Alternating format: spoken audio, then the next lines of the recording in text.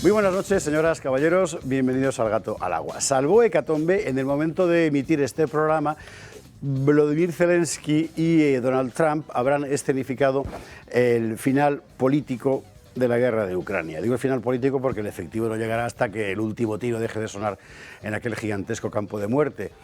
Pero lo que es el final político de la guerra viene ya. Y no viene, como nos venían diciendo durante 3 años consecutivos todos los medios occidentales, sino viene de otra forma. Viene de otra forma que se parece mucho más a lo que desde esta mesa venimos diciendo desde hace 3 años. ¿Y por qué subrayo esto? Pues ya conoce usted el viejo refrán, lo he ignorado, ni agradecido, ni pagado. Y como nadie nos va a poner la medalla, nosotros nos la vamos a poner. Y es muy importante, porque forma parte del pacto implícito, en realidad explícito, que usted ha contraído con nosotros y viceversa desde hace mucho tiempo cuando decidimos hacer un programa como este. No es verdad, o a lo mejor sí, pero en fin, lo que dice Carlos Esteban, aquello de que los fachas siempre tenemos razón. Pero hay una cosa que nosotros hemos intentado desde el principio.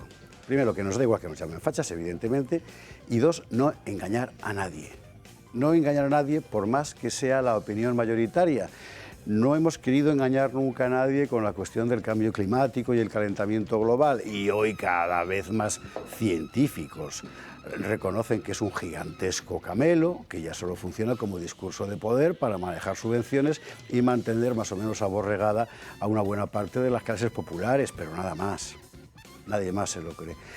Tampoco quisimos engañar a nadie, al contrario, sino acercarnos lo más posible a la verdad con la cuestión de la pandemia, que es cuando decenas de miles de ustedes se subieron a este canal, porque era inverosímil lo del pangolín y el murciélago y el chino primigenio, y aquello del esputo prodigioso que lanzabas a 5 metros y quedaba viviendo 3 horas en una superficie metálica, y la vacuna aquella que no era vacuna y aquí lo contamos, y bien sabe usted cuánto nos acudieron, y finalmente lo que decíamos era verdad. Y con lo de la guerra de Ucrania ha pasado exactamente lo mismo, como sospecho que pasará con otras cosas. Porque somos más listos que los demás, eso lo tiene que decidir usted, no nosotros. Pero mire, porque nosotros intentamos hacer lo que hace 30 años era el ejercicio normal del periodismo. Y ahora, sin ocultar las ideas de uno, bueno, siempre hay quien las oculta, pero en fin, tratar de acercarse lo más posible a una explicación inteligente de la realidad, para que sea comprensible. Aquí es a lo que estamos, ¿no? Y en el caso concreto de esta guerra de Ucrania, que usted sabe que hemos tenido largos debates sobre el asunto, primero, nunca hemos dejado de escuchar ninguna voz, ninguna, por más que prohibieran en medio mundo, ¿verdad? Y hemos tratado de acercarnos de la forma más templada y fría posible a lo que estaba ocurriendo y en qué nos iba a afectar. Bueno, hoy es el día en el que estamos viendo cómo efectivamente no era verdad que aquello fuera una guerra del mundo de la libertad frente a la sevicia tiránica sino-soviética, no era verdad que Ursula von der Leyen fuera la libertad guiando al pueblo con un pecho escondido, esta vez gracias a Dios, no era verdad nada de lo que nos estaban contando. Tampoco era verdad lo que decía el otro campo, claro, porque la propaganda de guerra funciona así, pero en medio de toda esta baraúnda, lo lógico es que uno trate de ver qué es verdad y qué es mentira de todo lo que le están contando. Bueno, nosotros hoy podemos decir, y de verdad, créame, para nosotros, profesionalmente hablando, es un orgullo enorme, teníamos razón.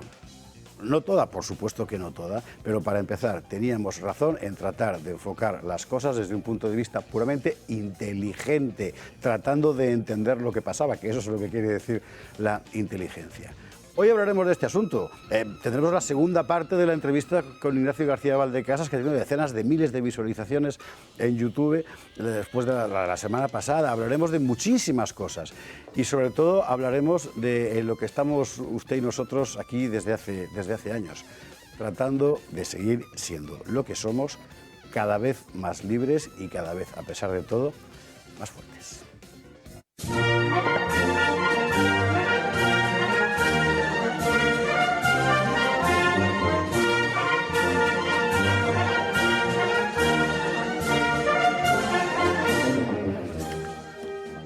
Gato de viernes, gato de húsares y con los sones de la Generala, que es lo que tiene que sonar en este momento en España y en el mundo, vamos a ver qué platos tenemos en el menú de la cantina. Estos. Bueno, lo primero, salvar Europa. Salvar Europa, si es que aún tenemos salvación, que esta es la otra. Acaba de sacar libro Irene González. Se llama precisamente así, Salvar Europa. Y con ella vamos a hablar hoy sobre lo que en realidad es un clamor. ¿Cómo es posible que nos hayamos convertido, perdóneme usted el tropo abaliano, en el culo del mundo? Pero es que es así. ¿Tenemos solución o no? Vamos a verlo. Acontecimiento mayor de esta semana han sido las elecciones alemanas, tanto por el resultado como por lo que ha pasado después y por las líneas de fuerza que han emergido de todo esto y que nos permiten ver enteramente dónde estamos hoy. Estamos básicamente en la confabulación del mundo globalista para que no haya una sola voz patriota que toque poder. Aquí en todas partes, me parece que era ayer, cuando en Austria firmaban un pacto todos los partidos para apartar al ganador de las elecciones, que ha sido el Freiheit, el partido patriota de allá. Bueno, hablaremos de esto. En el apartado consuetudinario ya, conmemoración del 50º aniversario, o sea, 50, de la muerte de don Francisco Franco, obedientes a las consignas del presidente del gobierno, hablaremos. ¿Y Franco qué opina de esto? Mire, la energía nuclear, precisamente, era el tema que se planteaba además estas últimas semanas, viendo lo que está pasando en España con el tema de la energía nuclear. Pues que sepa usted que desde el año 48 en España apareció un primer embrión de estudios atómicos que se llamaba entonces, que terminaría dando lugar a la Junta de Energía Nuclear y después a las primeras centrales en el año 67-68. Es que España era una potencia nuclear. Es más, teníamos de los mejores ingenieros nucleares del mundo. Ya ve usted, a lo que hemos quedado, lo contaremos. Y lo anunciado, segunda parte de la entrevista con don Ignacio García Valdecasas, si no falla ninguna conexión, porque Luis se encuentra fuera de Madrid, este final inesperado para la guerra de Ucrania. Bueno, ¿inesperado o no? Esta es la pregunta que nos formularemos tanto nosotros, entre nosotros mismos, como con Ignacio García Valdecasas, que tiene muchísimo que aportar sobre la cuestión y más con todo lo que está pasando. En cualquier caso, un mundo se acaba, otro mundo comienza.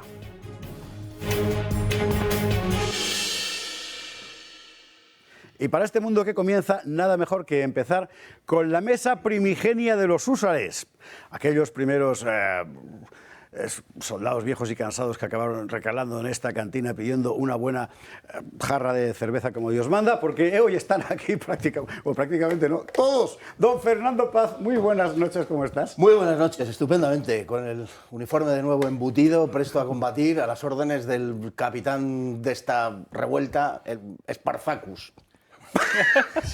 Vamos a ver, que empezó así Yolanda Díaz, el otro día. El sindicalista. Lo del hombre y el oso, ¿no? Que me llamen feo no importa, pero que me comparen con el oso. Ya, también es verdad. Fernando, bienvenido, buenas noches, don Pedro Fernández Barbadillo, ¿cómo estás? Pues mira, el país está yendo al guano, no hay más que ver el gato al agua de lunes a jueves, pero yo estoy bien, estoy contento de encontrarme aquí pues a tanto viejo húsar que no estaba muerto ni estaba desaparecido, de venir también con libro nuevo, por favor, estupendo, gracias Pedro Sánchez, 10ª edición de Eternamente Franco, porque Franco es eterno, yo no lo quería, lo quieres tú, tocayo y demás. Y ya por último, el motivo último de la alegría es estar aquí con una mujer tan hermosa como Irene, que no solo trae libro, sino que se le puede decir que es guapa y no nos va a demandar. Esta noche va a haber problemas en casa. Te metes en los líos. No va a haber demanda, sino va a haber agradecimiento de corazón por esas palabras tan amables. Pedro, bienvenido, buenas noches. Del libro de Pedro hablaremos también porque es que es un libro singular, porque lo ha escrito Pedro. Pero el prólogo lo hace Fernando Paz y el epílogo lo hago yo, con lo cual lo contaremos. Y la propaganda la hace Sánchez. Pedro, bienvenido. Don José Antonio Fuster, ¿cómo estás? ¿Qué tal? Pues hombre, un poco sorprendido. ¿Qué pasa? ¿Que tenías que llamar a Fernando Paz?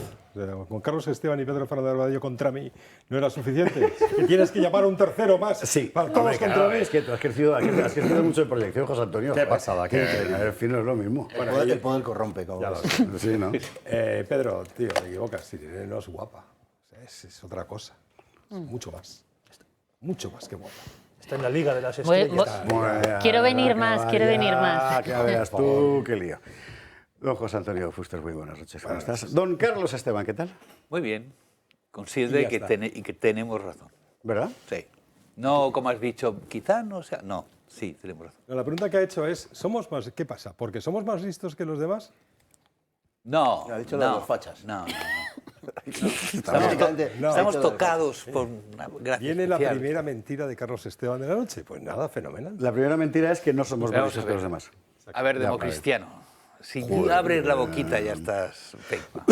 Como dice un amigo mío que tiene mucho que ver contigo, qué duro es tener siempre razón. Yo me levanto cada mañana con ese... Querríamos no tenerla muchas veces, ¿verdad? Esa losa terrible encima. Ay, por favor. Bueno, hablando de mujeres hermosas, hay que mandar un cariñosísimo saludo a la madrina del programa. Recuerde usted que no solo Y es a la la que nos mujer ha... de Pedro. Perdón, Y a la también, sí, mujer de después Pedro, cuando yo también. va a recibir- Con María Luisa, ¿no? Hay que también. Que no solo es la madrina, no María Luisa, Paz, la que nos ha provisto de este gigantesco ejército que va creciendo, en realidad porque a ella se le ocurrió mandar un húsar de mascota. Y luego empezasteis a mandar todos un montón de cosas que os agradecemos infinito, empezando por el hermano mayor, que es esa especie de... Bueno, todo el mundo sabe quién es. Francano es el autor. ¿Alguien quiere la botella de agua? La botella de agua de Irene, ahí está, muchísimas gracias. ¿Verdad? Sí, gracias mil a todos. Esa cosa plateada que aparece ahí es el pelayo que nos trajo Andy Cuevas de Cangas de Onís. Sabe usted que el pelayo de Covadonga está espada en mano, el de Cangas de Onís está ahí, nos lo trajo la abogada de Liberum, que por cierto se han personado en lo de Catarroja, en el juzgado de Catarroja, en lo de la Dana de Valencia, a ver qué nos cuentan la semana que viene de cómo va el asunto, y además la madrina, la que nos proveyó de estas magníficas tazas customizadas, que menos Fernando Paz, todos tenemos, hasta Bullo tiene la suya. Hay que hacer una para Fernando Paz, evidentemente. Claro, que se pueda. Pero bueno, así que, hechos los naturales cumplidos de esta tasca marcial, empecemos por la cuestión primera, que era la cuestión que ha traído aquí a Irene González, que es la presentación de su libro Salvar a Europa, que seguramente es la consigna, y si nos ponemos estupendos, le mot d'ordre de eso, el eslogan, de cualquier europeo consciente hoy. Ejemplo, vamos, le voy a dar dos ejemplos sencillos y ya empezamos a saetear a preguntas a Irene. Esta mañana circulaba por redes la estampa de los reyes de Inglaterra empaquetando los dátiles para que sus súbditos musulmanes celebren la ruptura del Ramadán. Ay, ay, ay, ay, ay, mira, mira, mira. You are packing this faster than I can see them. Okay, sorry. Okay, so I never realized. Está preguntándose Pedro quiénes son, están tan desmejorados. Pues el rey de Inglaterra, don Carlos, y su esposa Camila. Que está desmejorado, Pedro, creo yo. De la vista. No me pongo las gafas porque si no sería excluido de aquí, de estos úsades. Esto nos lleva, ya ves tú, mira, uno tuerce Bueno, ya, con pero gafas, te me contarás. este señor, como es nuestro hombre en la OTAN, pues está eximido de Buah, ciertas empezamos con las hostilidades. Totalmente. Bueno, Pero antes, si antes viene la de paz, hostilidades, ha estallado sabemos la paz. Algo. Dos. Esto no ha sido en Londres, ha sido en Parla, Madrid. Manifestación el otro día Quiero decir. reivindicando el uso del hijab. ¿Escuchamos?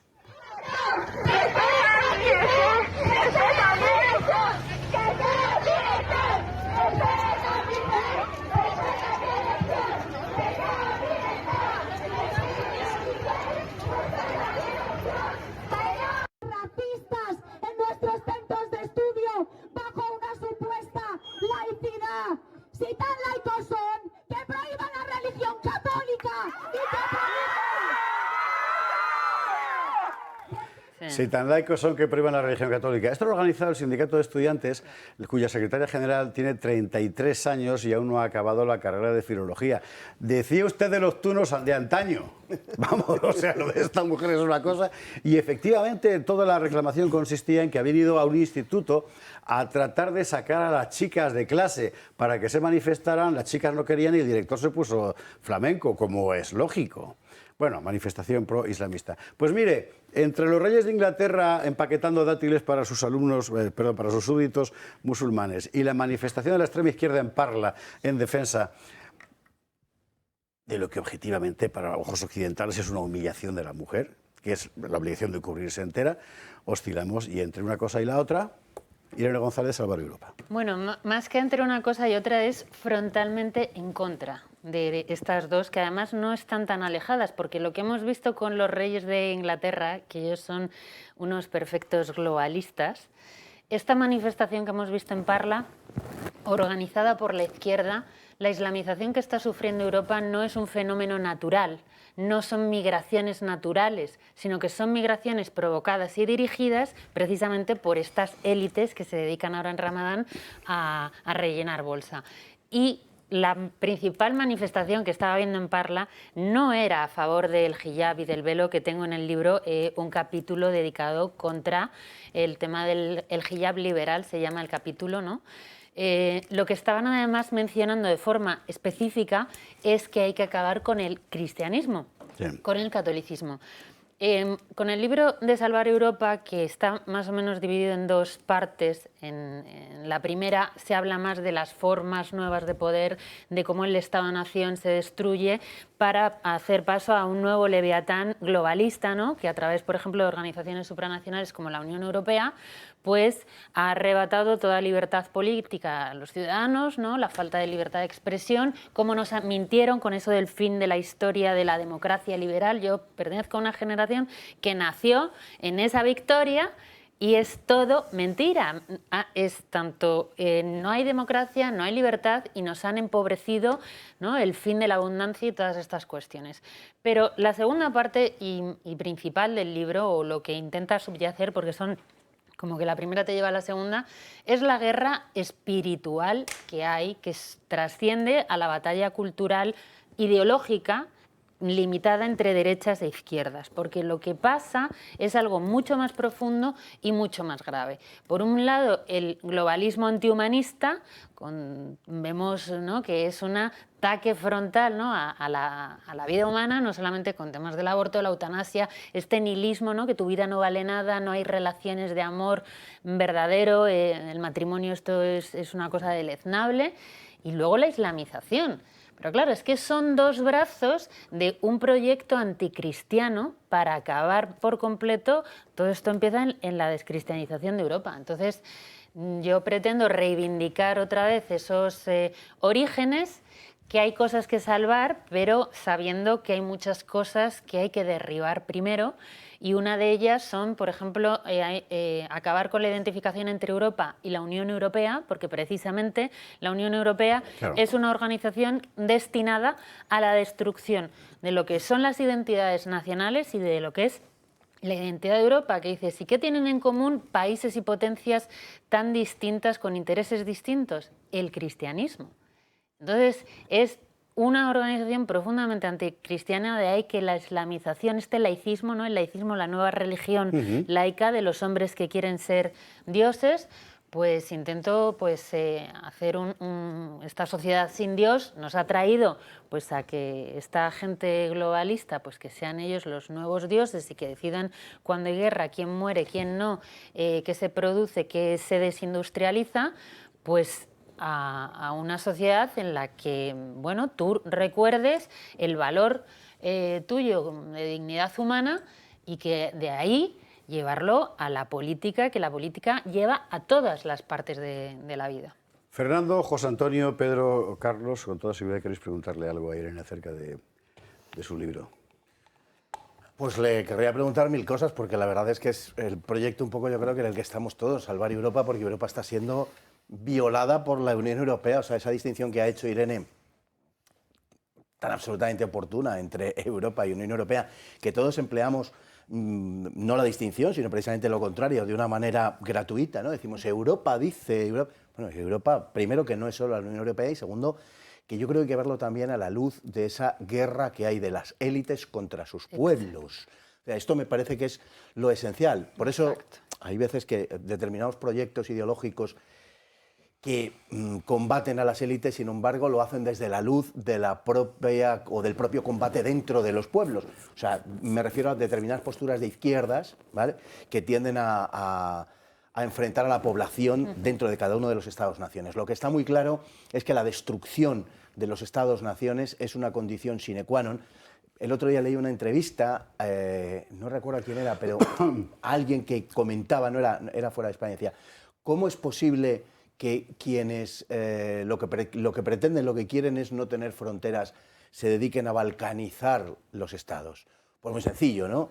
Porque nos quieren divididos, a nosotros enfrentados en la pobreza. Han traído la guerra a nuestras calles, ¿no? Ellos son, no hay fronteras, pero tú en tu propio barrio llega un momento en el que no puedes salir de tu casa por la inseguridad que hay, no puedes salir de tu barrio si contaminas, ¿no? Entonces es una atomización del ciudadano hasta la soledad de su casa, de una pantalla, porque también una de las cosas que menciono en el libro, como esa evolución de la democracia liberal fantástica y fabulosa que nos vendieron, es su evolución a un sistema de una dictadura tecnológica, ¿no? De un control que jamás el hombre pudo llegar a pensar que se podía hacer sobre los ciudadanos. Entonces, cuanto menos te sientas tú más perdido, menos vínculos tengas verdaderos y menos conciencia de tu dignidad como persona, como humano, como hombre, como mujer, ¿no? Y que no eres pueblo, pues claro, tú ahí no tienes nada que hacer. Hay que recordar que nosotros somos muchos más y que nosotros somos los buenos, no los de arriba. Una cosita, Sí, la sí. cuestión de USAID, que está saliendo estos Sí. días y tal, Sí, sí. abundaría en algo que tú acabas de decir. Todos estos proyectos de ingeniería social no son fruto del avance espontáneo de la historia, están impulsados por unas élites con unos determinados objetivos e intereses. Mencionado está porque además es que, de verdad, según ha salido el libro yo no me podía esperar que fuese tan de actualidad con lo que ha pasado de USAID, porque, por ejemplo, el capítulo dedicado a la libertad de expresión, hablo de los medios de comunicación, hablo de redes sociales y cómo todo eso forma parte de gente que está cobrando para decir lo que le interesa al poder y nada relacionado ni con la verdad y desde luego no con los intereses de los ciudadanos. Y también es una de las cosas en las que incido mucho es que la gente de estas instituciones de la democracia liberal están dirigidas por personas que no responden ante el pueblo, sino ante unas élites que son como lobbies que les pagan para defender sus intereses a costa de los suyos en un negocio que es el gran expolio. Ese gran expolio, pues a veces es por causas del clima, otras veces por causas de la guerra, otras por causas sanitarias, lo que convenga en ese momento. Entonces, claro, vemos cómo al final la destrucción del individuo, de la nación, llega un momento que dices, pero ¿yo qué voy a querer salvar en este país que esto está destrozado por la islamización, empobrecidos, desindustrializados, España es lo peor? ¿Qué quieres salvar? Te quieres largar. Entonces, al parecer, nosotros somos todo lo peor. Hay que recordar que es todo lo contrario, que nuestra civilización es la más gloriosa que ha habido jamás, ¿no? Y la que más frutos ha habido. Y respecto de la mujer y el tema de la islamización, que también tiene su capítulo, es que precisamente bajo el cristianismo la mujer es cuando ha vivido con mayor libertad y con mayor dignidad posible. O sea, y entonces, claro, a mí como mujer, todo este tema de la islamización, no, a mí me tienes radicalmente enfrente, y radical viene de raíz. Entonces, Don José Antonio Fuster. Dices, bueno, yo estaba leyendo antes la cubierta, la contraportada, y dices, y lo has dicho ahora mismo también, que tú perteneces a una generación engañada. sí. Pero yo creo que no eres solamente tú, o sea, que las generaciones anteriores también nacimos precisamente, o sea, nos crearon un tótem que es la democracia liberal, y yo cuando estaba leyendo ahí dice una realidad social destruida con la Sí. democracia liberal, que es lo que a mí, o sea, que lógicamente que yo todavía tengo el cerebro amueblado de aquella manera, como diría Carlos Esteban, como un democristiano, ya he hecho así, Dios mío, o sea, qué ganas tengo de leerme este libro. Pero ahí te digo, el choque generacional, Sí. ¿cómo lo resolvemos? Porque yo entiendo perfectamente y lo veo, hay una juventud que desde luego no compra ninguno de los paradigmas con los que nos hemos movido, bueno, a Fernando menos, pero los demás en esto. ¿Y cómo hacemos? Porque no puede ser solamente una cuestión biológica. Sí, a lo mejor nos morimos, todos los demás. Gracias, Irene. No, yo pero no- Digo, no. ¿cómo hacemos? ¿Cómo hacemos para convertir? Pues los jóvenes es más fácil, Sí. van a comprar mucho más esto, pero Bueno. los que llevamos 40 años pensando que la democracia liberal es ese tótem. es Ya esa moriremos. cosa. Es que No, nos pues hemos Es mira, lo que he dicho, que no sea una cuestión biológica, por eso quiero una pregunta. Yo no planteo, Animal. yo no planteo una guerra biológica con las personas que son mayores que yo, más sabias y todas esas cuestiones. De hecho, yo, como he nacido dentro de esta manipulación psicológica, que es la victoria de la democracia liberal y el fin del mundo, el mejor de los mundos posibles, yo he sido criada ahí. Y no, el mundo de la Coca-Cola era todo abundancia, felicidad, consumo, ¿no? Los 90 y todas estas cosas. Entonces, yo también he tenido que hacer un ejercicio de llegar a la vida adulta y ver que todo está destruido, ver que todo es mentira y ver que desde esas instituciones que han sacralizado, claro, en el momento en el que tú tienes una sociedad sin Dios, cualquier politicucho, cualquier institución se sacraliza, como la democracia. La democracia es una religión ahora para esta gente, cuando es mentira.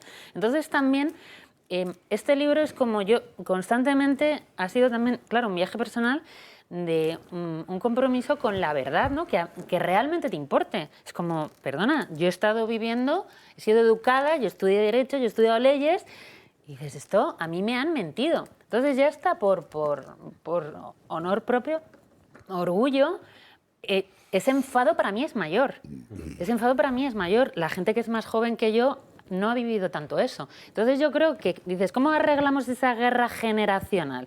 No hay una guerra generacional, estamos en lo mismo. Todo lo que se ha construido por las personas que son mayores que yo, que saben más que yo, que han creado cosas mejores que yo, se las van a destrozar. Van a hacer que no las tengan sus hijos. Van a hacer que sus hijos no tengan hijos. Es decir, que ustedes tampoco tengan nietos. Entonces, no es una cosa ajena. Den una oportunidad de escuchar y de entender. Antes se quería saber qué pasaba. Es como, esto no es ajeno, es también, os afecta, ¿no? También es vuestro. Es acabar, dices, no, nos vamos a acabar muriendo. Bueno, pues acabemos muriéndonos todos, pero en la verdad, ¿no?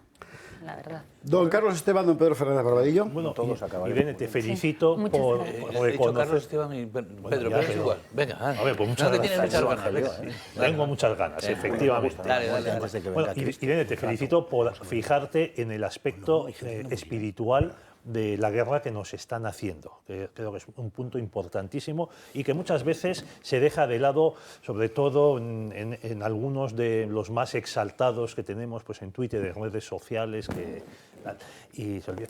Te quiero preguntar, Muchas a ver, gracias. en este asunto, ¿qué propones en concreto para que los ciudadanos, las personas normales, puedan enfrentarse a este monstruo? Yo a veces suelo decir aquí que la primera batalla que se puede ganar es no creerse las mentiras del poder sobre la memoria histórica, sobre nuestro pasado, sobre el futuro que nos proponen y nos venden maravilloso, el no tendrás nada y serás feliz. ¿Tú qué propones que pueda hacer cada uno de nosotros? Pues muchas gracias. Pues mira, dos cosas. La primera, el libro es un poco antisistema. Debe ser antisistema. Antisistema en plan de que todas estas instituciones sacras, maravillosas, perfectas, que parece que cuando salen a pontificar establecen la verdad, ¿no? Pues todas estas en el libro, teniendo en cuenta la verdad, acaban derribadas. Con lo cual, en el momento en el que bueno, espero, o es la intención, luego ya cada uno, claro, obviamente, es derribar esa mentira, buscar la verdad, eso es lo que, claro, en el momento en el que no te crees nada, que te ríes de ellos, que vas contra ellos, es muy importante no reconocerles esa legitimidad del poder, aunque sea con pocas cosas, poco a poco. Y luego, las políticas decrecentistas que están implementando dicen, no, claro, es que esto, ahora la ley te dice pues que te tienes que ir a la ruina. Y la gente lo asume, lo acepta, están dando subvenciones para que la gente se jubile tranquilamente, pero que ya hasta ahí se acabe. Entonces, no aceptar eso como una ley legítima, que el hecho de que te manden a la ruina y al fracaso, y en eso no solamente el ciudadano está solo, sino, claro, los instrumentos que tiene el poder para ello. Por eso es muy de rebelarse, no solamente el que está en su casa, sino también el que está participando en esas instituciones totalmente corruptas. Y luego a nivel personal, pues en esa guerra espiritual sí que yo hablo de volver a Dios, que han dicho, parece ser, mira, nosotros somos una anomalía porque Dios es un elemento fundamental durante toda la historia de la civilización en todo el mundo, pero aquí resulta que no puedes hablar de Dios ni de la religión cristiana porque divides, que lo común es el laicismo, lo común es ser ateo. Y dices, pero bueno, pero sí es algo innato a la naturaleza del hombre, la existencia de Dios. Entonces, como a nivel personal, la fe es cierto que es un don, pero si no, aunque sea entender que esta fe concreta que sea de modo cultural, ¿no? Aceptarlo, que es constructora de una civilización. Entonces es también en un plano personal, de grupo y contra las instituciones. Y si acabamos rompiendo cosas, yo no lo descarto. Última pregunta, don Carlos Esteban. Esta última parte me ha gustado, ¿ves? La de la romper cosas. Sí. Ahora, yo, para empezar, tengo que decir que yo sí creo que hay una guerra generacional, no, en un sentido metafórico, evidentemente, igual que cuando hablamos... Sí la hay, sí la sí hay. la hay. Pues eso es evidente. Digo que la no hay que matarnos. Estamos de acuerdo. Sí la hay. Quiero Es unir- evidente, Mira las o sea, encuestas. Totalmente. La hay. Es decir, igual que hay una sexual, porque Claro. vemos las elecciones en Alemania y la distancia es brutal.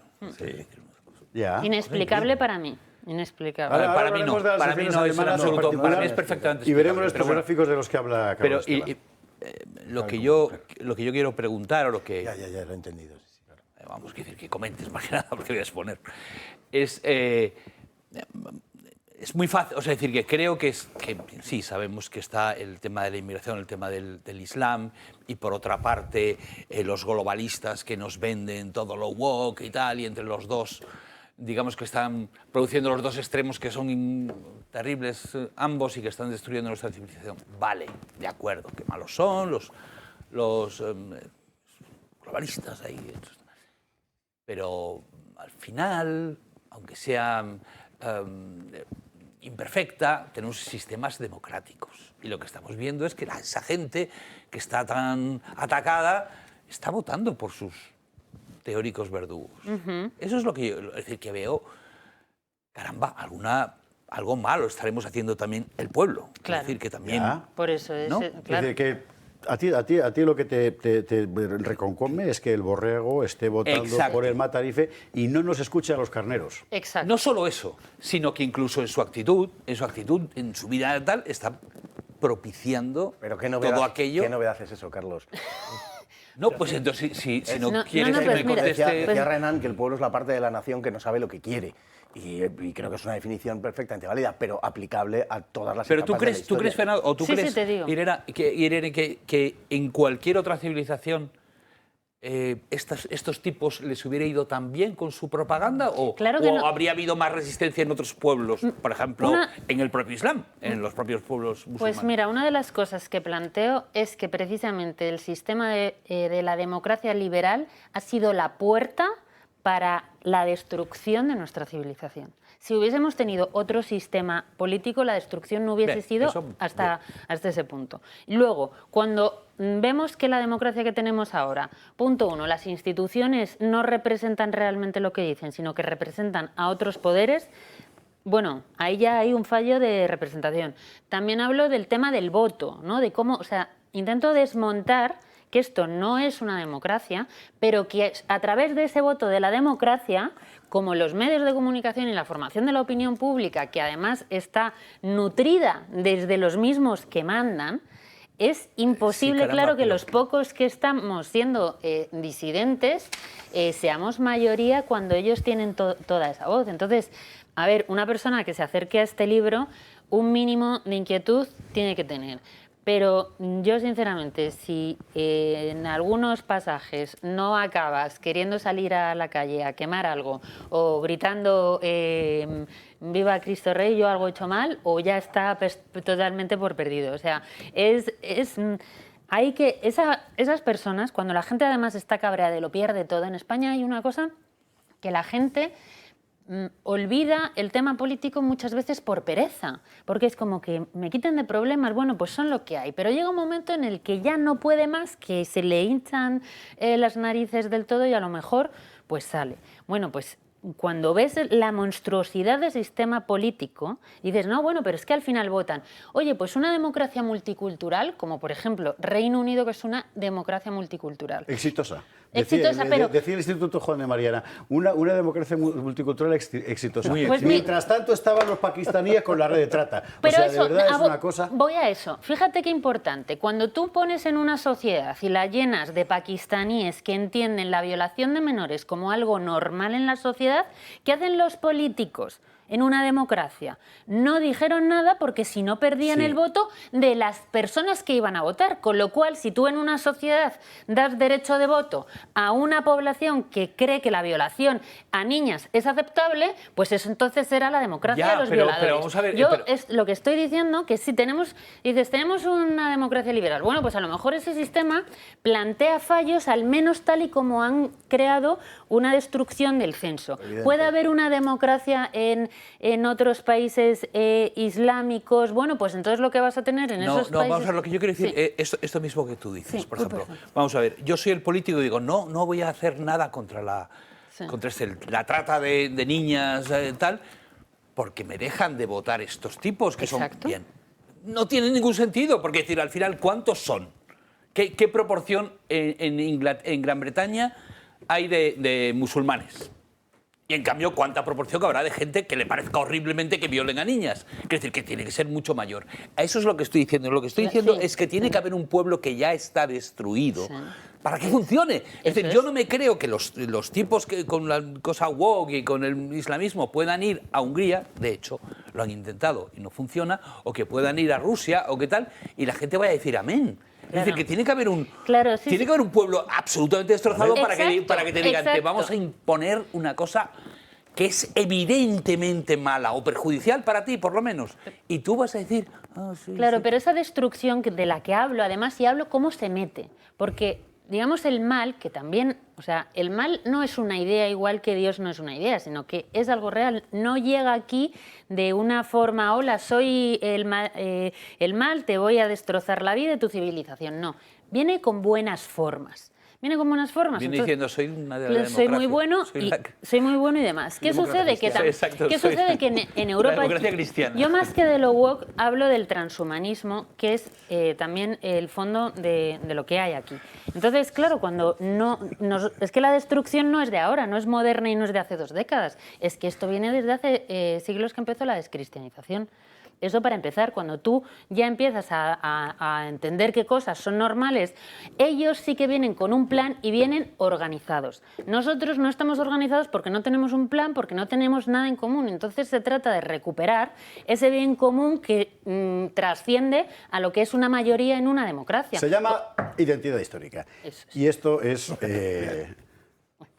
lo que define en sus páginas, a través de una serie... Es como la verdad es que es como un cuadro, ¿no? Usted imagínese un gran cuadro enorme. Por ejemplo, este que tenemos aquí, de Augusto Ferrer Dalmau, padrino del programa, ¿verdad? Y vaya fijándose en los detalles. La rueda del cañón, la cureña,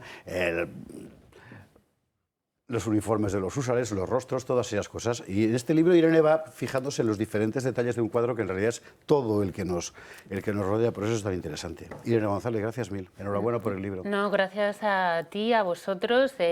Un honor estar aquí porque somos pocos, pero tenemos razón.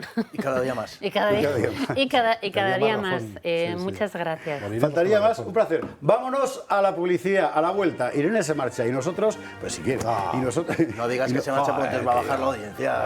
Irene no se marcha. Me quedo. Y vamos a hablar de las elecciones alemanas. De las elecciones alemanas, perdón, con todas esas cosas que está contando Carlos, que tenemos los cuadros, ¿eh? ¿Sabe usted que el partido preferido de los alemanes, de los homosexuales alemanes es Alternativa por Alemania? Sí, claro. Bueno, por ejemplo, iremos a Valencia. Esta semana se votaba la cosa del español en las escuelas y demás. Tenemos a Ignacio García Valdecasas pendiente para contarnos lo último de Ucrania. Vamos a hablar de la energía nuclear y Franco y todo, en fin, de todo. Publi y a la vuelta.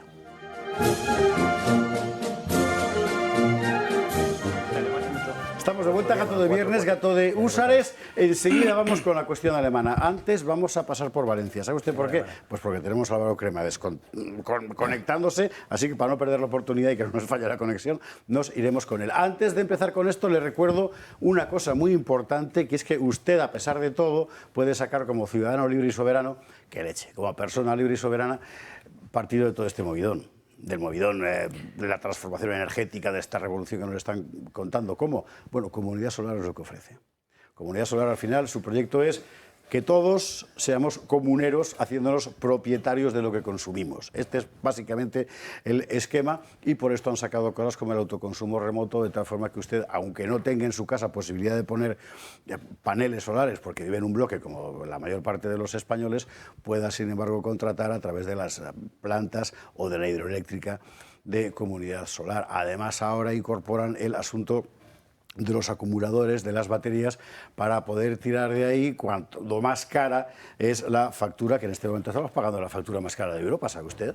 Sí, sí, en este momento la más cara de Europa. Pues bueno, ahí es donde entra Comunidad Solar, con estas comunidades energéticas municipales y privadas, por otra parte, que esta es la otra historia, ¿eh? Es decir, pueblos que viven cerca relativamente de estas plantas pueden abastecerse enteramente de energía solar bajo patrocinio municipal. Para un montón de pequeños pueblos en el conjunto de España está siendo una solución. Están siempre dándole vueltas a la cabeza. ¿Qué es lo que tiene esta gente? Es decir, no es el negocio de las renovables, es mucho más. Es que usted sea eso, propietario, además de comunero, en fin, además de solo un consumidor. Llame, infórmese, 980-2812, y esto no va solo para personas particulares, va también para municipios, por ejemplo, que necesitan, que tienen que pagar una factura de energía municipal seria y tal. Bueno, tienen la opción de hacerlo a través de Comunidad Solar y les va a salir mucho más barato. 980-2812. La cuestión del valenciano. Usted sabe que para nosotros aquí el tema de la lengua nacional es una prioridad. ¿Por qué? Por lo nacional. Aquí lo sabemos de todas partes. O sea, Pedro es vasco, fíjese usted, y yo valenciano.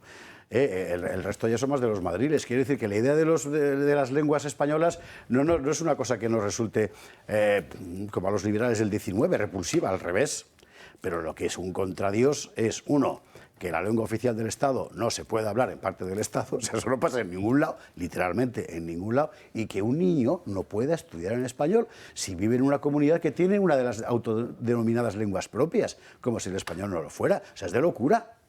Ahora, esta semana teníamos una cita muy importante en Valencia. ¿Para qué? Precisamente para que la libertad lingüística fuera una realidad. Breve resumen que nos hace Gabriel Serrano y enseguida nos vamos con Álvaro Cremades para que nos lo cuente.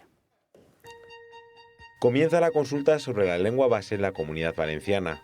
Cerca de 570.000 familias están llamadas a votar para escoger entre el valenciano y el español, como lengua que tendrá un mayor peso en la educación de sus hijos en el próximo año escolar.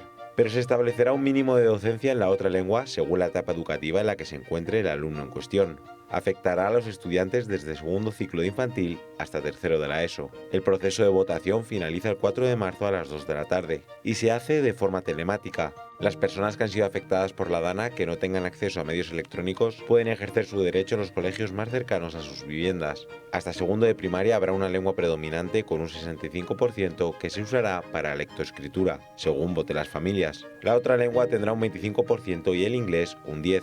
En cursos superiores, matemáticas seguirá la lengua base elegida.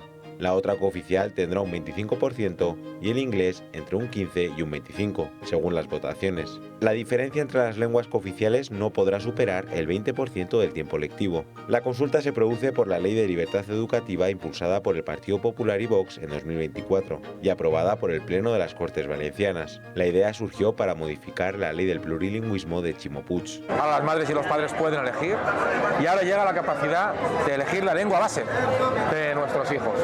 Porque son las familias las que tenían que tener la última palabra y antes no la tenían. Porque la imposición de los amigos de los països catalans en una especie de complejo frente al separatismo catalán ha hecho que esta libertad no existiera. Y hoy hay libertad. Si más del 25% de familias lo solicita, se creará una clase en esa lengua, salvo en colegios pequeños donde decidirá la mayoría. Puede haber varios escenarios en caso de que una familia realice más de un voto por estudiante. Si los representantes legales del alumno votan lo mismo, cuenta como uno. En cambio, si los votos son diferentes, se contabilizará como nulo. Si este es el caso, el escolar será adscrito a una u otra lengua por parte del colegio según las necesidades organizativas. Hay centros educativos que están presionando a los padres para que voten sí o sí al valenciano. Han creado durante varias semanas sesiones informativas sobre la importancia de escoger el valenciano como lengua ¿Y qué pasaría si no lo hacen? Incluso han intentado convencer a las familias inmigrantes de que escojan el valenciano. Las familias con hijos con necesidades educativas especiales piden que se use la lengua materna, el español para con ellos, ya que ven más facilidades para comunicarse y que el valenciano no sea una imposición en su proceso educativo. Bueno, así están las cosas. Insisto, esto, mire, brevísima batallita y enseguida con Álvaro Cremades. Una vez tuve la oportunidad de discutir sobre estas cuestiones de la regionalidad en España con la gente de la Liga Norte. Todavía era Liga Norte, ya sabe usted que la cosa ha cambiado. Y no sabían esto. Pensaban que cuando había problemas era con el valenciano, con el catalán, con el gallego. Dijeron, no, que es al revés, no se lo creían. Es que realmente es incomprensible, pero la realidad en España es esta. Bueno, sí, cuando esto se emita, el proceso, si no me equivoco, habrá terminado ya. Álvaro Cremades, muy buenas noches, ¿cómo estás? ¿Qué tal? Hola, muy buenas noches. Bueno, ¿cómo ha ido la cosa? Bueno, pues esperemos que haya ido bien. Aún no tenemos los datos de la participación, pero lo que nosotros desde Héroes de Cavite hemos querido hacer ha sido potenciar para que las familias que podían ser, digamos, manipuladas para elegir el valenciano como lengua base, pues no lo hicieran, y si su lengua habitual, la lengua materna de esos niños es el español, pues que pudieran elegir en esa elección el castellano y no se vieran influenciados por todas esas noticias y falsedades que han estado diciendo. Ayer por la mañana había un aviso de bomba en varios colegios de Valencia que ha sido puesto en relación precisamente con este asunto. No lo sé, porque es verdad que los valencianos, cuando nos ponemos a disparatar, somos, en fin, lo último. Pero bueno, hay lugares enteros de... Perdona, dime, Álvaro, sí. No, que yo no quiero pensar que tenga. Yo tampoco, pero es lo que la gente estaba comentando. En fin. El sistema de votación. Hay zonas enteras de la comunidad, así en Alicante como en el interior de la provincia de Valencia, donde no se ha hablado valenciano jamás. Efectivamente. Incluso también en la parte interior de Castellón. De Castellón, exactamente. Zonas de Gorbe y tal. Sí. Que es la mía. Es que efectivamente, yo de pequeño no ya nadie hablar en valenciano. Se ha intentado ir normalizando, se ha llegado a una situación histérica, que es que en los colegios se enseñara y que la gente fuera, los niños fuera, no lo hablaran, todo perfectamente absurdo. Lo asombroso es que gobierno tras gobierno nadie había cambiado esto hasta ahora. Yo te quería preguntar primero si crees que esta vez va en serio, o si ha sido un paripé, ¿verdad? Hombre, si va en serio elegir lengua... Sí, la posibilidad de elegir. Yo creo que hubiese sido mucho más sencillo poner, por ejemplo, la ley que estaba antes de haber entrado el tripartito de izquierdas, ¿no? La propia ley que tenía el Partido Popular antes, que era más bien líneas, ¿no? Porque en realidad ahora no son líneas, se elige la lengua base, pero sigue siendo una especie de trilingüismo con inmersión. Solo que tú vas a poder elegir más o menos porcentaje de una lengua u otra, pero no son dos líneas puras. Entonces, no se puede elegir, realmente no es lo que teníamos antes, y tampoco es que se pueda elegir personalmente, porque estamos hablando de que al final te va a condicionar que voten los otros padres, si hay mayoría, si no, si se llega tal. Antes no. Antes cada uno cuando hacía la matrícula elegía en qué línea quería ir y ya está. ¿Y por qué? O sea, es que realmente es complicado de explicar.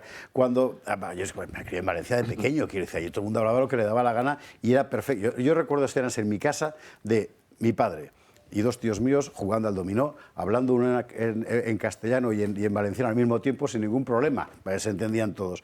De repente hay una especie de lobby político al amparo del poder político autonómico que me imagino que como forma de construcción de su propio espacio de poder empieza a imponer una especie de valenciano catalanizado que ha terminado desarrollando un poder descomunal dentro de la estructura autonómica.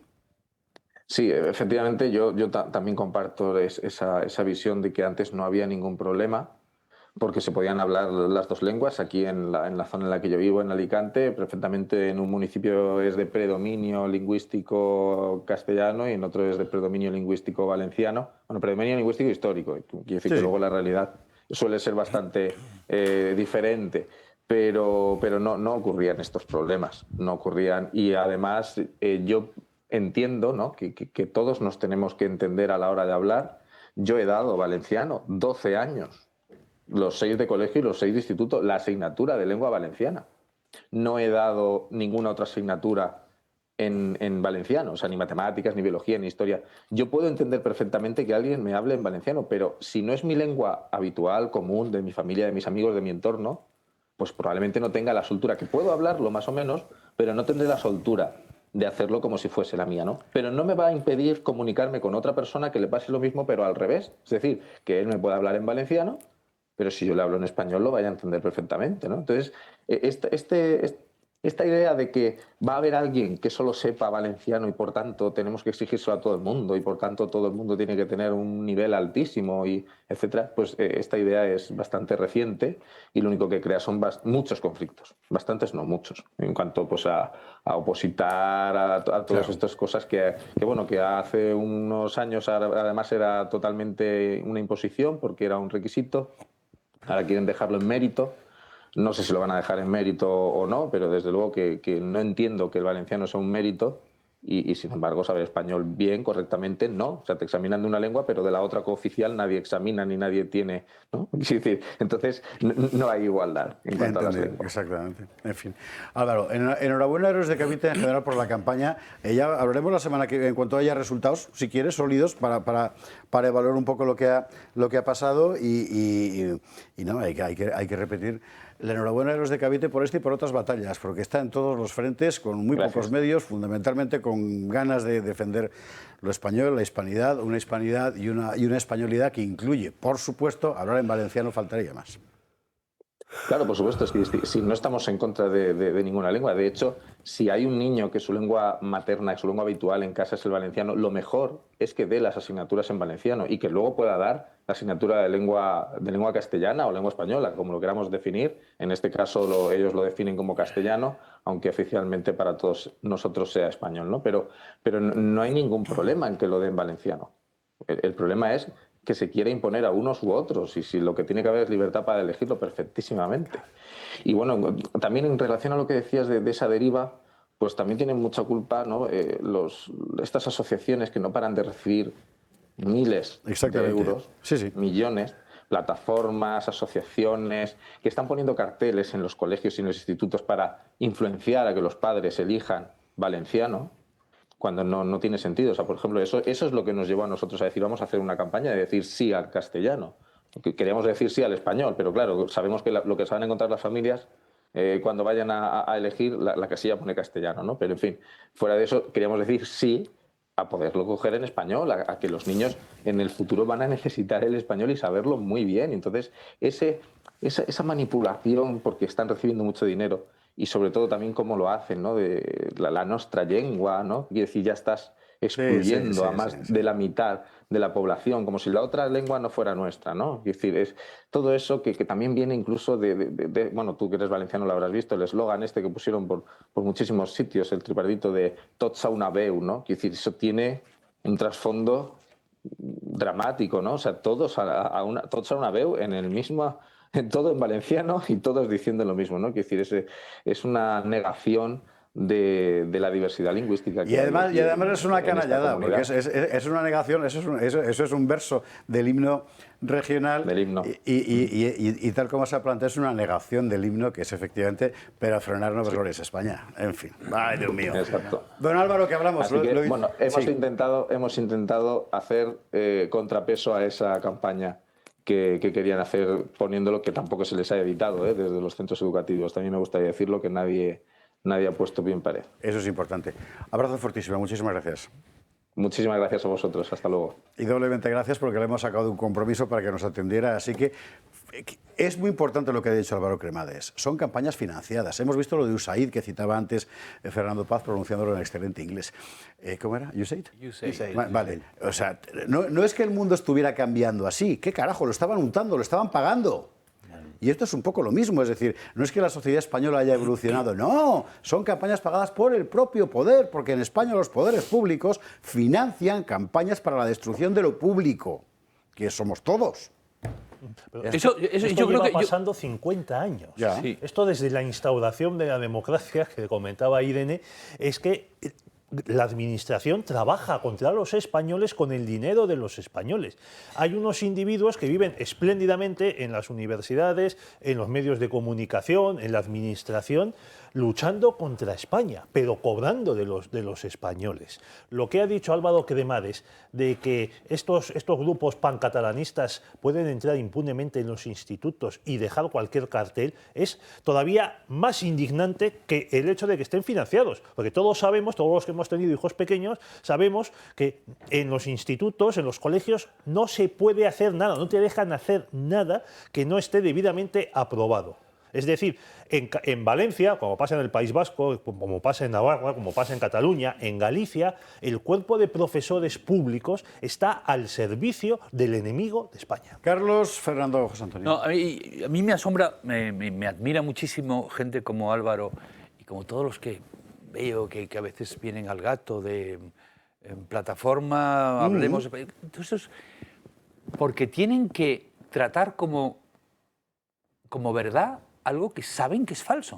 O sea, decir que todo este debate es mentira.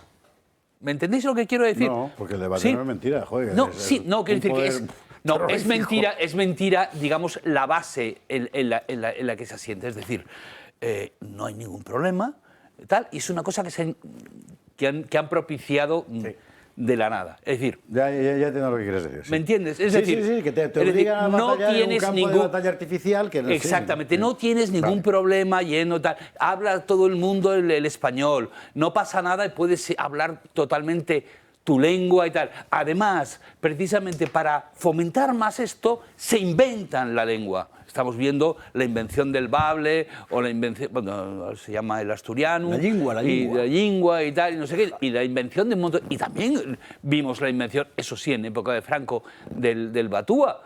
Es decir, que es... Y tiene que hablarse, como decías tú antes, en sitios donde no se ha hablado nunca. Y es nuestra lengua. No, si no es verdad, si no te ha venido de una manera orgánica, no es tu lengua. Fernando, José Antonio, yo os ruego brevedad porque en 4 minutos hemos de irnos a la pública. Bueno, es producto de la utilización de la lengua como un instrumento más de combate, es decir, han hecho de una cosa que es normal, que es la convivencia entre el español y las lenguas regionales de cada uno de los sitios de España donde existen, diferentes al español, han hecho de eso pues un campo de batalla, efectivamente, enteramente artificial. Estamos aceptando cosas de entrada porque estamos en la situación en la que estamos y no nos queda otro remedio, pero cosas de entrada que son inaceptables. Yo creo que cualquier país, de verdad, y no creo que suceda en ningún otro, habrá que ir a buscar a sitios muy remotos, sin duda ninguna, no hay ningún país en donde la educación no esté íntegramente, no sea impartida en la lengua del Estado. Un país que crea en sí mismo, que crea una comunidad política capaz de creer en sí misma, tiene que tener una lengua que, como se dice ahora en términos educativos, vehicule eso. Claro. Luego, naturalmente, tiene que haber sus espacios para las lenguas, siempre los ha habido, es decir, en cuanto a lo que es pues, la comunicación entre personas, intracomunitaria y tal, pero tiene que haber una lengua, una sola lengua para todo el país. Esto me parece que es una cosa elemental. Y estamos llegando a un punto, además, cuidado, y termino ya con esto, pero me parece bastante importante, estamos llegando a un punto en el cual esto empieza a dejar de ser una cuestión de libertad y empieza a ser una cuestión de identidad. Porque, claro, si los papás quieren que se den las clases en árabe o en chino... ¿Qué pasa? Entonces, el punto en el que la libertad muta en una elección acerca de otra cosa, acerca de la preservación de nuestra propia naturaleza y de la existencia misma de la comunidad política, yo creo que ya está sobre la mesa. No. Yo debería hablar ahora mismo como político o algo parecido y decir eso. Aquí no, aquí pero es que lo ha dicho, pero es que lo ha dicho, Álvaro ha dicho, no, bueno, que todo el mundo elija, que todo el mundo... Tal. Yo no lo veo, me cuesta un congo ver eso de que todo el mundo elija. No, estoy de acuerdo con Fernando, y bueno, creo que estoy de acuerdo con el sentido común. El sentido común en este caso nos dice que, efectivamente, hay una lengua, el español, que es la lengua que hablamos cientos de millones de personas. Pero es que además, ¿no te parece? No, pero espera, entonces, es verdad que nos dicen, oye, no, pero que tú puedes elegir tu lengua. No, es que van a estar en situación de inferioridad. Un niño al que le decíamos, sí, tú habla en valenciano, que está muy bonito. Mis padres, mi padre y mis abuelos hablaban en valenciano con toda la normalidad del mundo. Pero era un lenguaje de barrio, de pueblo, pues eso, de patio, y no había ningún problema. pero de repente llega alguien y nos dice que esa tiene que ser la lengua vehicular. No, yo no puedo. No puedo. Y sé que los políticos muchas veces se ponen, y me pongo a decir, no, las lenguas regionales. Yo no lo veo. No lo veo. El español nos vertebra, el español nos identifica y el español además nos hermana. Entonces, por eso ¿para quieren qué puñetas? destruirlo. Por eso quieren destruirlo. Ya, pero porque nos vertebra ya, y nos pero define. entonces, Y nos entonces a lo hermana mejor- con el a lo otro mejor lado tenemos que también. ir ya en esta batalla un pasito más allá y decir, chicos, lo siento, pero hasta aquí hemos llegado. Aquí como en Alemania. Una lengua oficial en la educación. Eso es. Claro. Eso Y es. sobre todo que no hay, Francia, que no tienes por qué o Francia. identificar lo importante que es para ti tu lengua con el Estado, como si el No, Estado fuera claro que no. el que consagra la realidad o algo por el estilo. No, esta es mi lengua, es en la no, que sueño, pero- en la que pienso. pero no es igualdad pero no de- pasa nada porque no es igualdad- el cartel no, de sobre la ley todo, esté en otro pero llega idioma. la izquierda y nos dicen entiendo. educación, igualdad de condiciones. Tío, pues, igualdad de condiciones. Yo pienso en la igualdad de oportunidades, no en la igualdad de condiciones. Pero ellos dicen igualdad de condiciones, sin embargo, nos quieren separar por idiomas. Señores, a la No policía, entiendo. porque aquí sí, No sí puedo. o sí, y hay que hablar de las secciones alemanas. Y dentro de un ratito Ya. con Ignacio García Valdecasas de lo de Ucrania. Que, insisto, si todo ha salido como estaba previsto, en el momento de emitir este programa, Donald Trump y Zelensky habrán escenificado ya el final político de la guerra de Ucrania. Gana Estados Unidos, no pierde Ucrania contra lo que dicen, no pierde Rusia contra lo que dicen, y los que perdemos somos nosotros. Cráneo privilegiado, que decía don Latino Dispalis. Bueno, Publi, y a la vuelta vemos esas cosas. 7 millones de personas viven en nuestro país con artrosis, una enfermedad degenerativa que va desgastando el cartílago de las articulaciones, produciendo dolor e inflamación. Aunque es una patología que no tiene cura, existen 3 tratamientos muy novedosos para tratar sobre todo el dolor que es tan incapacitante. Uno de ellos son los guantes de Relax Quanti Nanotex. En sesiones de 20 minutos ofrece los tratamientos más innovadores recomendados por los reumatólogos para las personas con artrosis de manos sin tener que moveros de casa. Para los que lo tenéis localizada en la rodilla, la solución es la rodillera, que utiliza ondas de radiofrecuencia que genera el calor y disminuye el dolor, permitiendo recuperar la movilidad. Y por último, este cinturón para aliviar el dolor en la zona dorsal y lumbar, gracias a una combinación de láser dual, infrarrojos, calor local y masaje por vibración. No lo dudes, llama al 900-730-122 y di adiós al dolor de manos, rodilla y ahora también de la zona lumbar.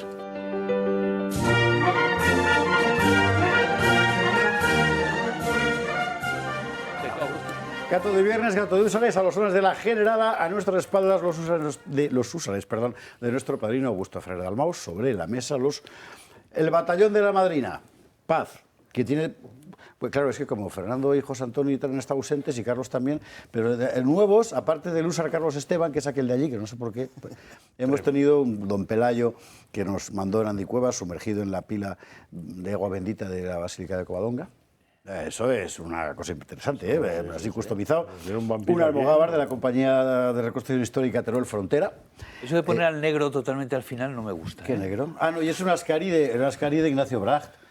Aquí está, míralo. Aquí vamos a poner aquí a lo del legionario. De los de Fonletov, quizás. Sí, señor. Ah, claro, no, que tenemos de todo. En fin, bueno, a todos, de verdad, gracias mil. Lo de Alemania, mira, hablando de Fonletov. Vamos a ver, lo que hemos visto esta semana es portentoso. Empezando por la rectificación del señor Merz, alias BlackRock. Merz, bueno, como lo dijo el todo, mejor lo escuchamos a él y ya está. Ahí.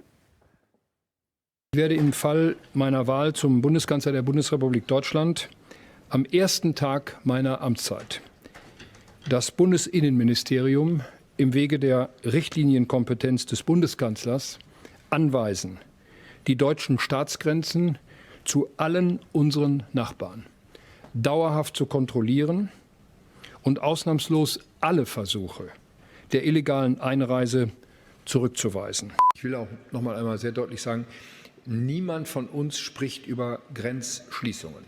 Niemand. Obwohl das im Wahlkampf streckenweise behauptet worden ist. Niemand von uns will die Grenzen schließen. Niemand, nadie decía. Ay, qué jeta, ¿eh? Bueno, claro, mira esa letra pequeña y realmente él lo dijo exactamente. Bueno, dijo lo sí que lo dijo sí lo dijo. para quitar... Al final ha pasado... Bueno, lo que ha pasado es terrorífico. ¿Qué van a hacer? Pues el partido que ha ganado va a pactar con el partido que ha perdido para apartar al segundo partido, que es Alternativa por Alemania. Pero es muy interesante el movimiento del voto. Hay mucha gente que considera que el gran, incluso alguien tampoco dado a las efervescencias populistas, no como nosotros, Agapito Maestre, que ya ve usted, que ha ganado esa Alternativa por Alemania. Es el partido que de repente aparece y dobla y se convierte en el centro del debate político, como en su día Marine Le Pen. Hay que ver el mapa, ¿eh? Por ejemplo, mapa geográfico. Alemania del Este, Alemania del Oeste. La Alemania del Este muy mayoritariamente Alternativa por Alemania. La Alemania del Oeste muy mayoritariamente Unión Demócrata Cristiana. Por ejemplo, el voto joven. El voto joven en Alemania en este momento está absolutamente dividido en dos. Die Linke, no De Linke. De Linke es en España. Bien, y Alternativa por Alemania. Los demás, muchísimo menos. 3, el voto LGTBI, o sea, el voto homosexual en Alemania. ¿Dónde está? Bueno, nadie declara su sexo al votar, pero hay una celebérrima página gay alemana que hizo su encuesta, una encuesta y además con muchísima gente, o sea, son 60.000 votos, 60.000. Bueno, ese era el resultado. La gran mayoría de los homosexuales alemanes se sienten mucho más cómodos en un mundo donde está Alternativa por Alemania que en un mundo donde está, pues Mohamed, sí que es lógico, claro. El voto obrero. Pues del voto obrero también es muy interesante el voto de la clase trabajadora. ¿A quién ha ido? Mayoritariamente a Alternativa por Alemania y en segundo lugar a la CDU. O sea, la izquierda se está cubriendo de gloria, lo de la izquierda alemana, en fin, es una cosa... Sí. Pero bueno, Izquierda pija de ahora. Alternativa por... Claro, es de izquierda pija de ahora. Por último, el voto inmigrante. Bueno, sobre a quién han votado los inmigrantes, mayoritariamente, el último dato que teníamos era que significativamente en los distritos con menos inmigrantes es donde ha arrasado Alternativa por Alemania. Eso es. ¿Por qué? Pues porque el voto inmigrante ha ido a otras opciones y por lo que hemos visto el voto inmigrante ha ido mayoritariamente al Partido Socialdemócrata, como no nos puede extrañar. Y en segundo lugar a la Unión Cristiano-Demócrata. Al Fernando Carlos José Antonio Pedro. Bueno, pues, en cuanto a me parece que el mapa que hemos visto creo que es un mapa de encuesta. Creo que no es el mapa finalmente sucedió tras las elecciones, si no recuerdo mal, que he visto tanto el mapa y además Sí, acaba mareado, ¿eh? Que es la verdad que al final acaba uno medio loco. Bueno, el voto territorial es muy claro. En los 5 Länder del Este no solamente ha ganado Alternativa por Alemania, sino que además ha aumentado la cantidad de votos que había obtenido en las 3 elecciones que tuvieron lugar en septiembre. Recordemos Turingia, Sajonia, Brandeburgo. 50%. En algunos lugares, y considerando los distritos en sí mismo, ha rozado el 50%, en votos del 48% han sido habituales y del 42, 44 absolutamente normales. En alguna ciudad como en Görlitz, por ejemplo, ha estado muy cercano en algunos distritos al 51%, ha pasado incluso del 50%. Es decir, es una cosa verdaderamente tremendo lo de Alternativa por Alemania allí. Pero es que además hay otro dato que es casi más importante que este.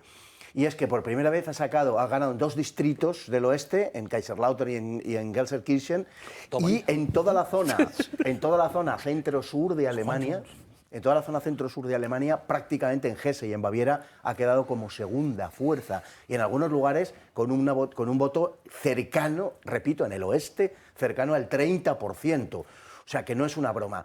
Hay un voto, yo creo más, además de lo territorial, hay un voto más dividido también, como todo el mundo sabe o nadie ignora, rural y urbano. Es decir, donde pincha es en Stuttgart, es en Frankfurt del Meno, en Berlín y en Múnich. Básicamente, por razones distintas, dejemos Berlín aparte, que es otra cosa, pero en las otras 3, porque son digamos, nodos de poder globalistas clásicos que son pues, asimilables a Londres, París, etcétera, ¿no? En cuanto a la cuestión territorial, me parece que se está expandiendo ya hacia el oeste de una manera... El único sitio que se le resiste un poco es el cuadrante, yo diría, noroccidental de Alemania, que es una vieja zona del SPD.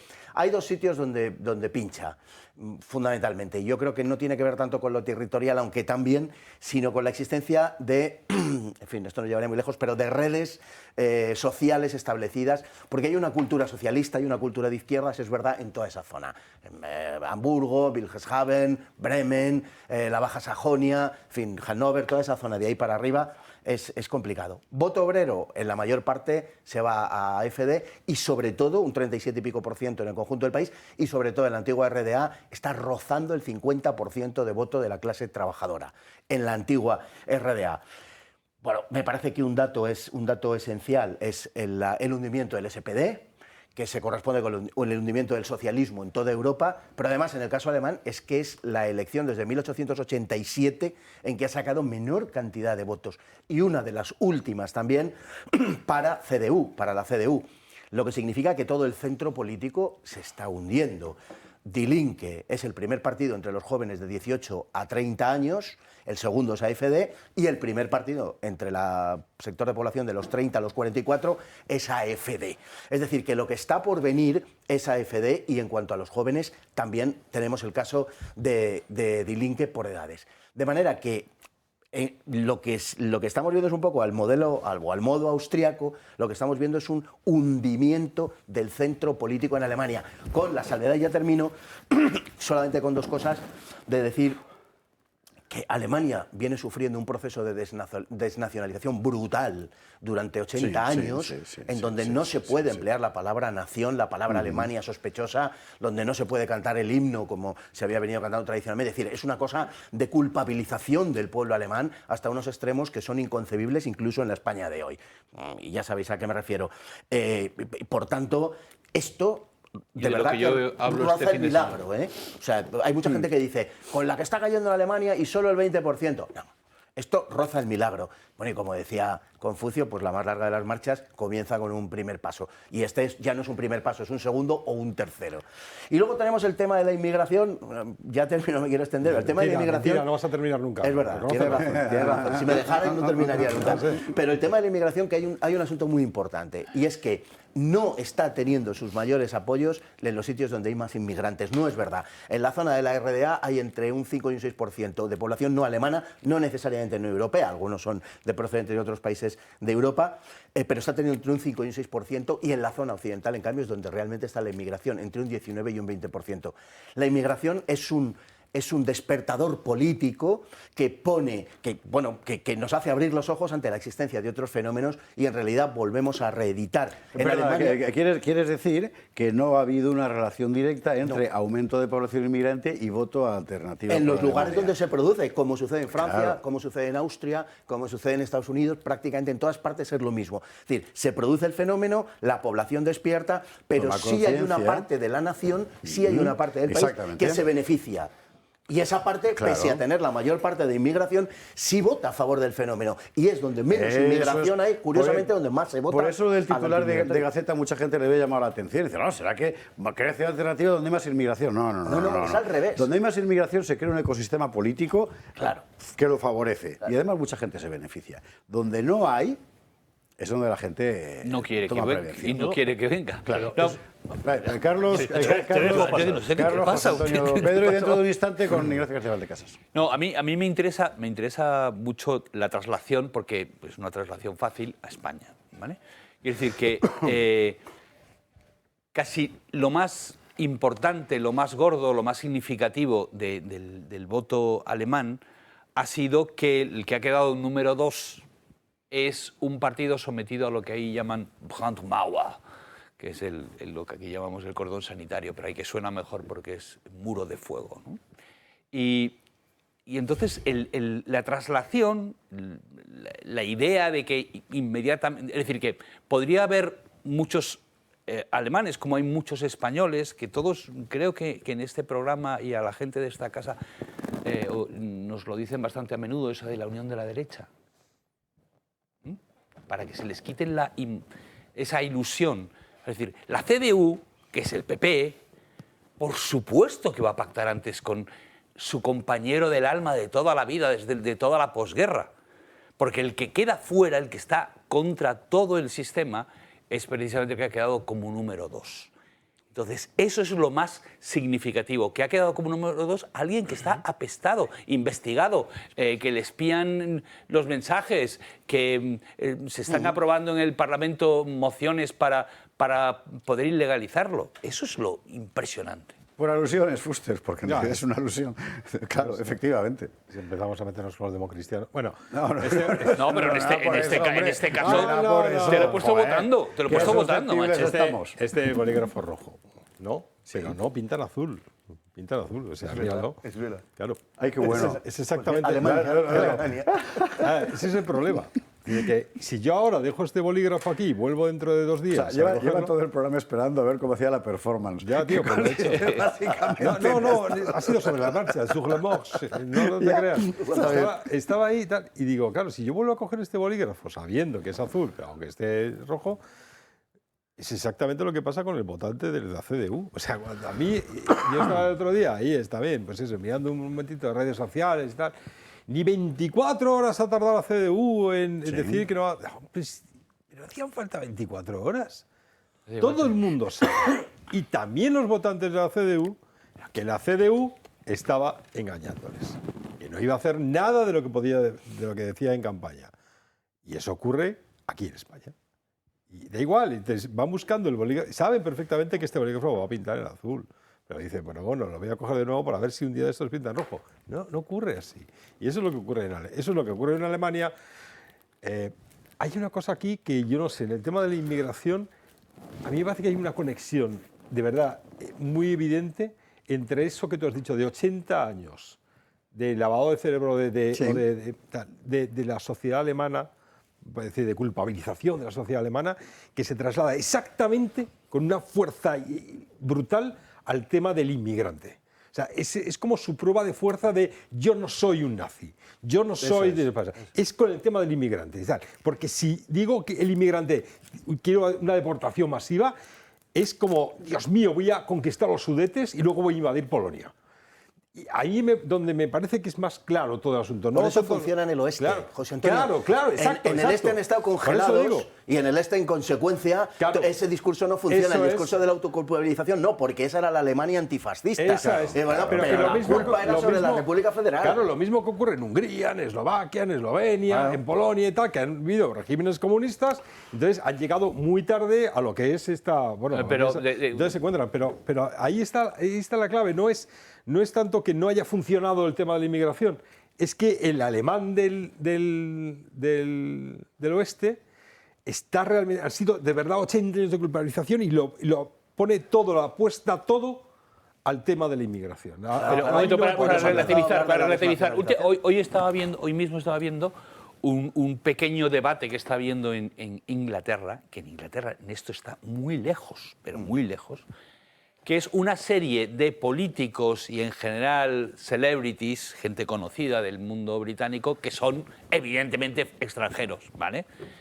Y entonces que están empezando a decir, porque yo soy indio, yo soy tal. Vamos a ver. Y entonces le contesta Owens, un jovencito laborista muy conocido. Y muy, tal. El columnista delegado ya. Exactamente. Le contesta a Braverman, ¿sabéis quién es una que es bien? Que escribe, yo no soy inglesa, ¿vale? Y le contesta, qué tontería, claro que eres inglesa, le contesta. Porque claro, ahora el debate es ese. Entonces es como, no, por supuesto, ahora estos están obligando a la gente de los inmigrantes que han llegado y que reconocen su identidad. Yo, Sadiq Khan, claro, se meten conmigo porque soy pakistaní. ¿Cómo que eres pakistaní? ¿No eres inglés? Eres el alcalde de Londres. ¿Cómo puedes decir nosotros los pakistaníes? Tú no eres ya pakistaní. J.D. Vance cuenta que, hablando del tema de la indignación que ha causado la rendición americana frente a Rusia en Ucrania, que un tipo en el Medio Oeste dijo, de familia ucraniana o inmigrante ucraniano, dijo, claro, es que nos habéis traicionado a los ucranianos y tal. Y este dice, tú no eres ucraniano, tú eres americano como yo. Claro. Si empiezas a decir, a nosotros los ucranianos estamos... Los americanos sí que tienen ese fenómeno de integración, de decir, un ruso muy ruso puede ser americano al mismo tiempo, sí. Sí, pero tienes que decir que eres americano. Lo último que puedes decir ¿sabes es... por qué? Porque no es una nación histórica. Los Estados Unidos no son una nación histórica, como lo es Francia, España, Inglaterra, Alemania. Creo que te equivocas. Estados Unidos no es una nación histórica, es una nación convencional. ¿En qué sentido no es una nación histórica? Pues es que es una nación formal, convencional, moderna, en la que uno abandona lo que es para ser norteamericano y se puede, porque es pero así se comienza todo. Papel. Pero Así se comienza con la Reconquista. Vamos a ver, no te creas el melting pot, ¿vale? No te creas la tontería del melting pot. No se refiere a eso, se refiere a la fundación misma de Estados Unidos. Pero pretende ser ex novo. Pretende, pero es mentira. No es mentira. Dejadme un segundo que los ponga. Pero si tiene segundo. Hasta el año 80, ¿vale? Eran en una proporción gigantesca, por supuesto, el 90% blanco, ¿vale? Pero ruso. No, déjame un segundo que termine. Pensilvania. Y mayoritariamente cuando se hicieron independientes y todo eso, eran ingleses, es decir, sí existe una base cultural y étnica, sí es una nación histórica en ese sentido, lo que sea, su sistema jurídico, su sistema político. Estás confundiendo dos cosas diferentes. Sí. Ahora mismo la inmensa mayoría de la población blanca, que es efectivamente la mayoría de la, bueno, ahora cada vez menos con los hispanos, pero en fin, eran alemanes, más que ingleses incluso. Pero da igual, pero están subsumidos. Da igual. Pero que está, quiero decir que tú te pones a hablar inglés y aceptas. Al final va a acabar diciendo lo que decimos nosotros. No, pero yo digo que eso es historia, eso es nación histórica también. Quiere decir, la base es, mira, claramente somos ingleses, claramente nuestra base mental, jurídica, política es inglesa, la common law en Inglaterra, y tú eres alemán, vienes y lo aceptas. Y como además eres blanquito, no se va a notar. Pero no es Estados Unidos. Mientras que si hay una continuidad histórica, por ejemplo, la Revolución Francesa, con respecto a la propia nación, es una nación, por decirlo así, que se refunda, pero es una nación preexistente. Es interesante, porque la Revolución Francesa intenta, de hecho, cancelar la nación anterior para crear la nueva. Claro, y no puede. Sencillamente no puede. Y lo que yo digo es que va a haber una cosa así, porque hoy que sí es el único país democrático desde el principio, durante 2 siglos, no sé qué, y no ha sido ninguna otra cosa. Alguna vez será otra cosa. Nunca ha peleado, Estados Unidos nunca ha peleado por su supervivencia. Pero algún día sucederá, porque la historia es muy larga. Pero digo que en ese momento es cuando se podrá ver que sí existe una nación histórica, a pesar de todo, de que ellos hablen de... Nos lo dirá la IA dentro de 3 o 4 años. La IA, ¿no? Bueno, pero quiero comentar una cosa al hilo de lo que ha dicho José. Luego, macho, acaba de salir de la cárcel 3 años. Venía con ganas, ¿eh? Qué barbaridad. Pues anda que tú, Carlos. Al hilo del tema, lo dirás hoy, pero creo que es importante, digamos, para sacar un poco la enseñanza más genérica que además nos puede afectar a nosotros. Es verdad lo que ha dicho, 100%, lo que ha dicho José Antonio acerca de esa interiorización de la culpa de la que hemos hablado antes y cómo es un tema fundamental, es el algodón, la prueba del algodón, tu aceptación acerca de la inmigración, sin duda ninguna. Pero también dentro de Alemania Occidental se da esa diferencia entre las zonas de los nódulos globalistas y las que no lo son. Es decir, hay lugares, hay ya 2 sitios donde ha ganado Alternativa para Alemania y hay sitios donde sin haber ganado, como zonas de Baviera, según te vas alejando de Múnich, según te vas alejando y te vas hacia, por ejemplo, hacia Franconia o hacia la Selva Negra o tal, te encuentras cómo aumenta el voto contra la inmigración. Es decir, que se reproduce el fenómeno que sucede en Francia. En Francia no hay ninguna interiorización de culpa y, sin embargo, te encuentras con que en las grandes ciudades, que son las que se benefician de la inmigración, que son las que han traído a los del rickshaw de 1900 en 2025, son los que me traen la comida a las 2 de la mañana, porque es lo mismo. Los que me lo traen y tal, es los que se benefician, Londres, París, Frankfurt, Múnich y tal, tienen una aceptación mayor. Es decir, que es un fenómeno que con sus matices en el caso alemán, pero que se reproduce. En el caso de Austria, lo mismo. Donde el FPÖ tiene menor apoyo es en Viena. En el resto de Austria arrasa. Donde Orbán tiene en Hungría menor apoyo es en Budapest. Es decir, que sí se verifica el fenómeno que los lugares y las regiones que tienen menos inmigración son las que más apoyan a los partidos anti-inmigración. Pedro Fernández Bonadillo, nos vamos enseguida con Ignacio García Valdecasas. Bueno, yo he quedado apabullado al escuchar a Fernando Paz citando ciudades y regiones de Alemania y luego a Carlos Esteban hablando de celebrities británicas. Así que yo modestamente voy a apartarme y voy a citar solo datos en plan periodista. Los datos de la CDU... Qué borde. Sí. Qué borde y pedante a la vez, al mismo tiempo. Bueno, aquí, oye, si aquí presumimos, pues vamos a presumir los demás. Por favor. Bueno, la CDU ha sacado 208 diputados y poco más de 14 millones de votos. Es el partido ganador. Hace 30 años esto habría sido de perdedor. Habría quedado como poco, como mucho, segundo. Y demás. Y se tiene que aliar con el tercero, que es el SPD, que, como dice Fernando, pues ha tenido el peor resultado desde que Bismarck iba al colegio. Más. Lo que estamos viendo es este apoyo entre el CDU y la CDU y el SPD para sostenerse entre ellos. Lo mismo acaba de pasar esta semana en Austria. Claro. A la sopa del PP y del PSOE locales se han tenido que unir los liberales para hacer esa pinza. Lo único llamativo, a mi entender, porque yo también daba por descontado, como Carlos Esteban, que peperos y societas iban a pactar, es que el Partido de los Verdes alemanes, que parecía hace unos años que iba a sustituir al SPD como la punta de lanza de la izquierda y llegó a ser segundo en Baviera, ya va cuarto y se está hundiendo. A los verdes les llama la izquierda esta de la Volkswagen, o como se llame esta señora. Wagenknecht. Sí, pues dicen que son liberales que reciclan. Que lo único que se diferencian de los otros liberales, de los de amarillos, es eso, es en su obsesión ecologista. Una parte sustancial del voto de los verdes se está yendo a Dilinque, es decir, que el centro se hunde. Mientras el voto de los verdes delinque, Publi a la pausa, Ignacio García Valdecasas está esperando a la vuelta inmediatamente después de la publicidad. Segunda parte de la entrevista de la semana pasada, que son 40.000 visualizaciones ya en YouTube de la entrevista de la semana pasada, y eso que solo era una parte. Bueno, ahora con Ignacio de la segunda, Ucrania, toda la verdad.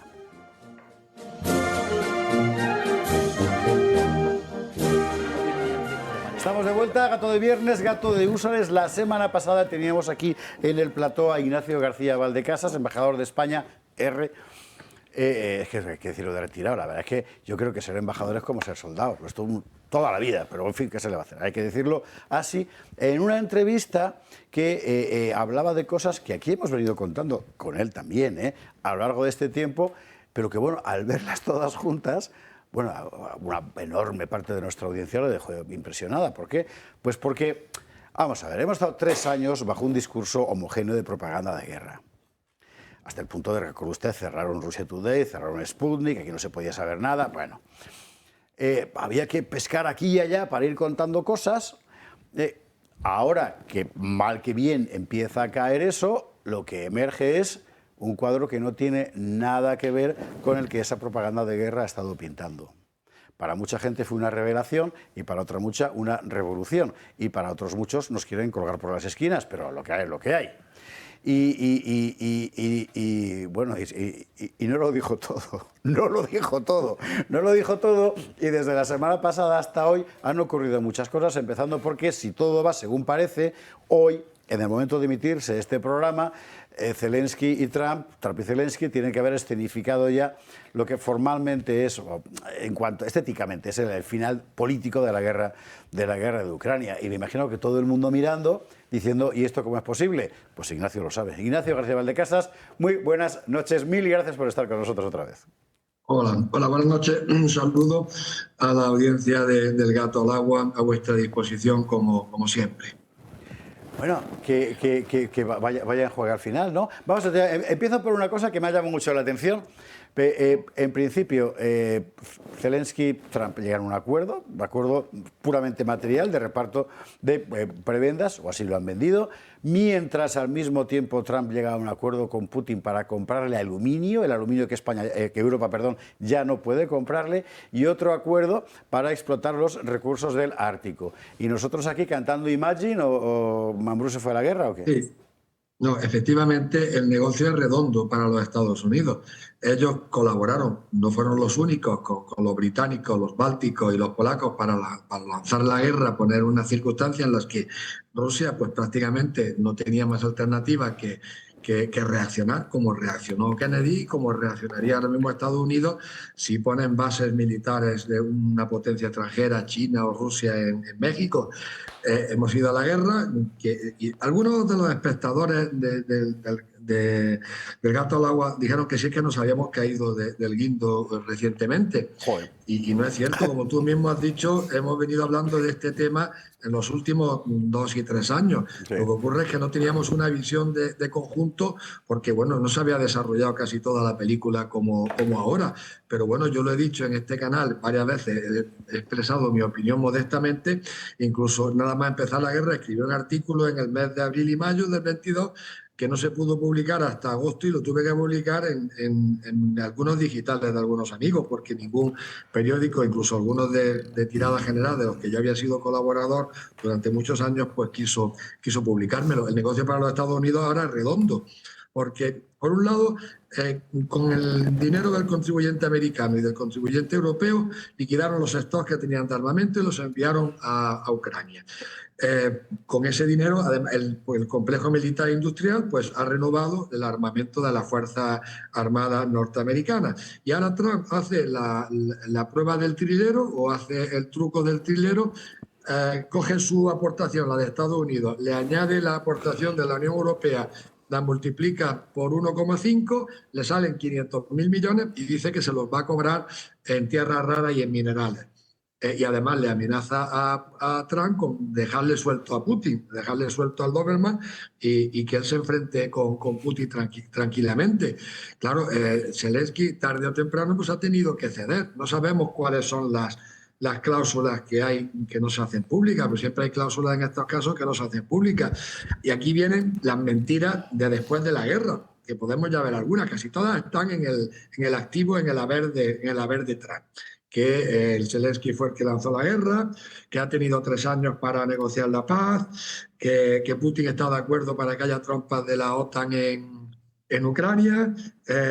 Bueno, hay toda una serie de que la creación de la Unión Europea fue pensando en hacerle la puñeta a Estados Unidos, sí. Que la aportación de la UE ha sido menor que de la de Estados Unidos. Claro, todo esto al pueblo norteamericano le gusta y le va a traer gran rédito y gran beneficio a Trump políticamente, no sé electoralmente, porque yo no sé si se va a presentar, aunque algunos de sus colaboradores acarician el 3er mandato, que en principio sería anticonstitucional, pero como tiene la mayoría del Tribunal Supremo, el mismo Tribunal Supremo que en el año 2014 dictó que era constitucional las donaciones electorales anónimas y secretas, cosa que en una democracia pues prácticamente casi le quitan el carácter de democracia a un sistema político.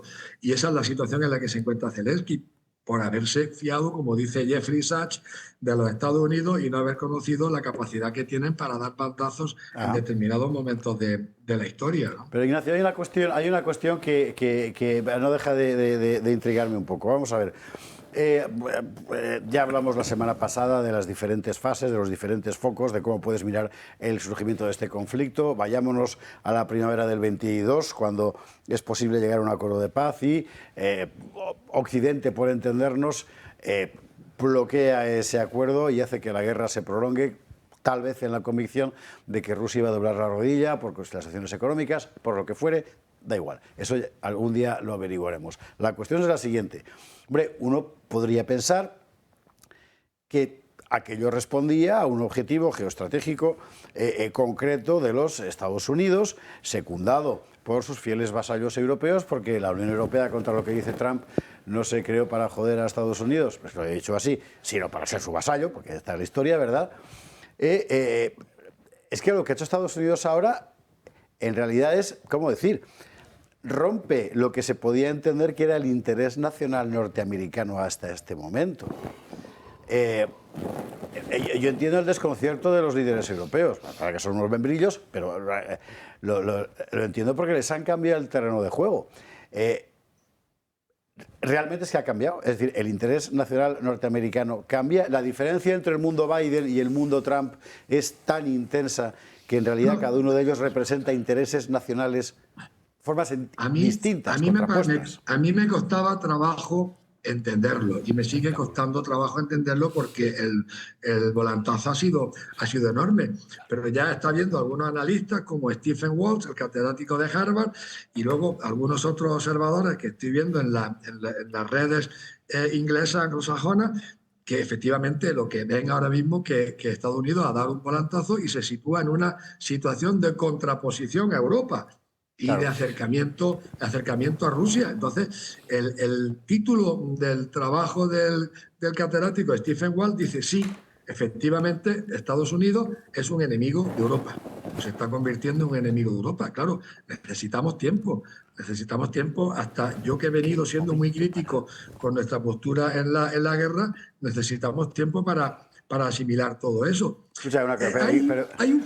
Hay un factor que es muy poco conocido y que se refiere a la personalidad de Trump y su relación con Europa. Hay una página web muy crítica y muy extraña que se llama The Moon of Alabama, que ha publicado varios sueltos en los que habla de que es una venganza personal de Trump contra Europa.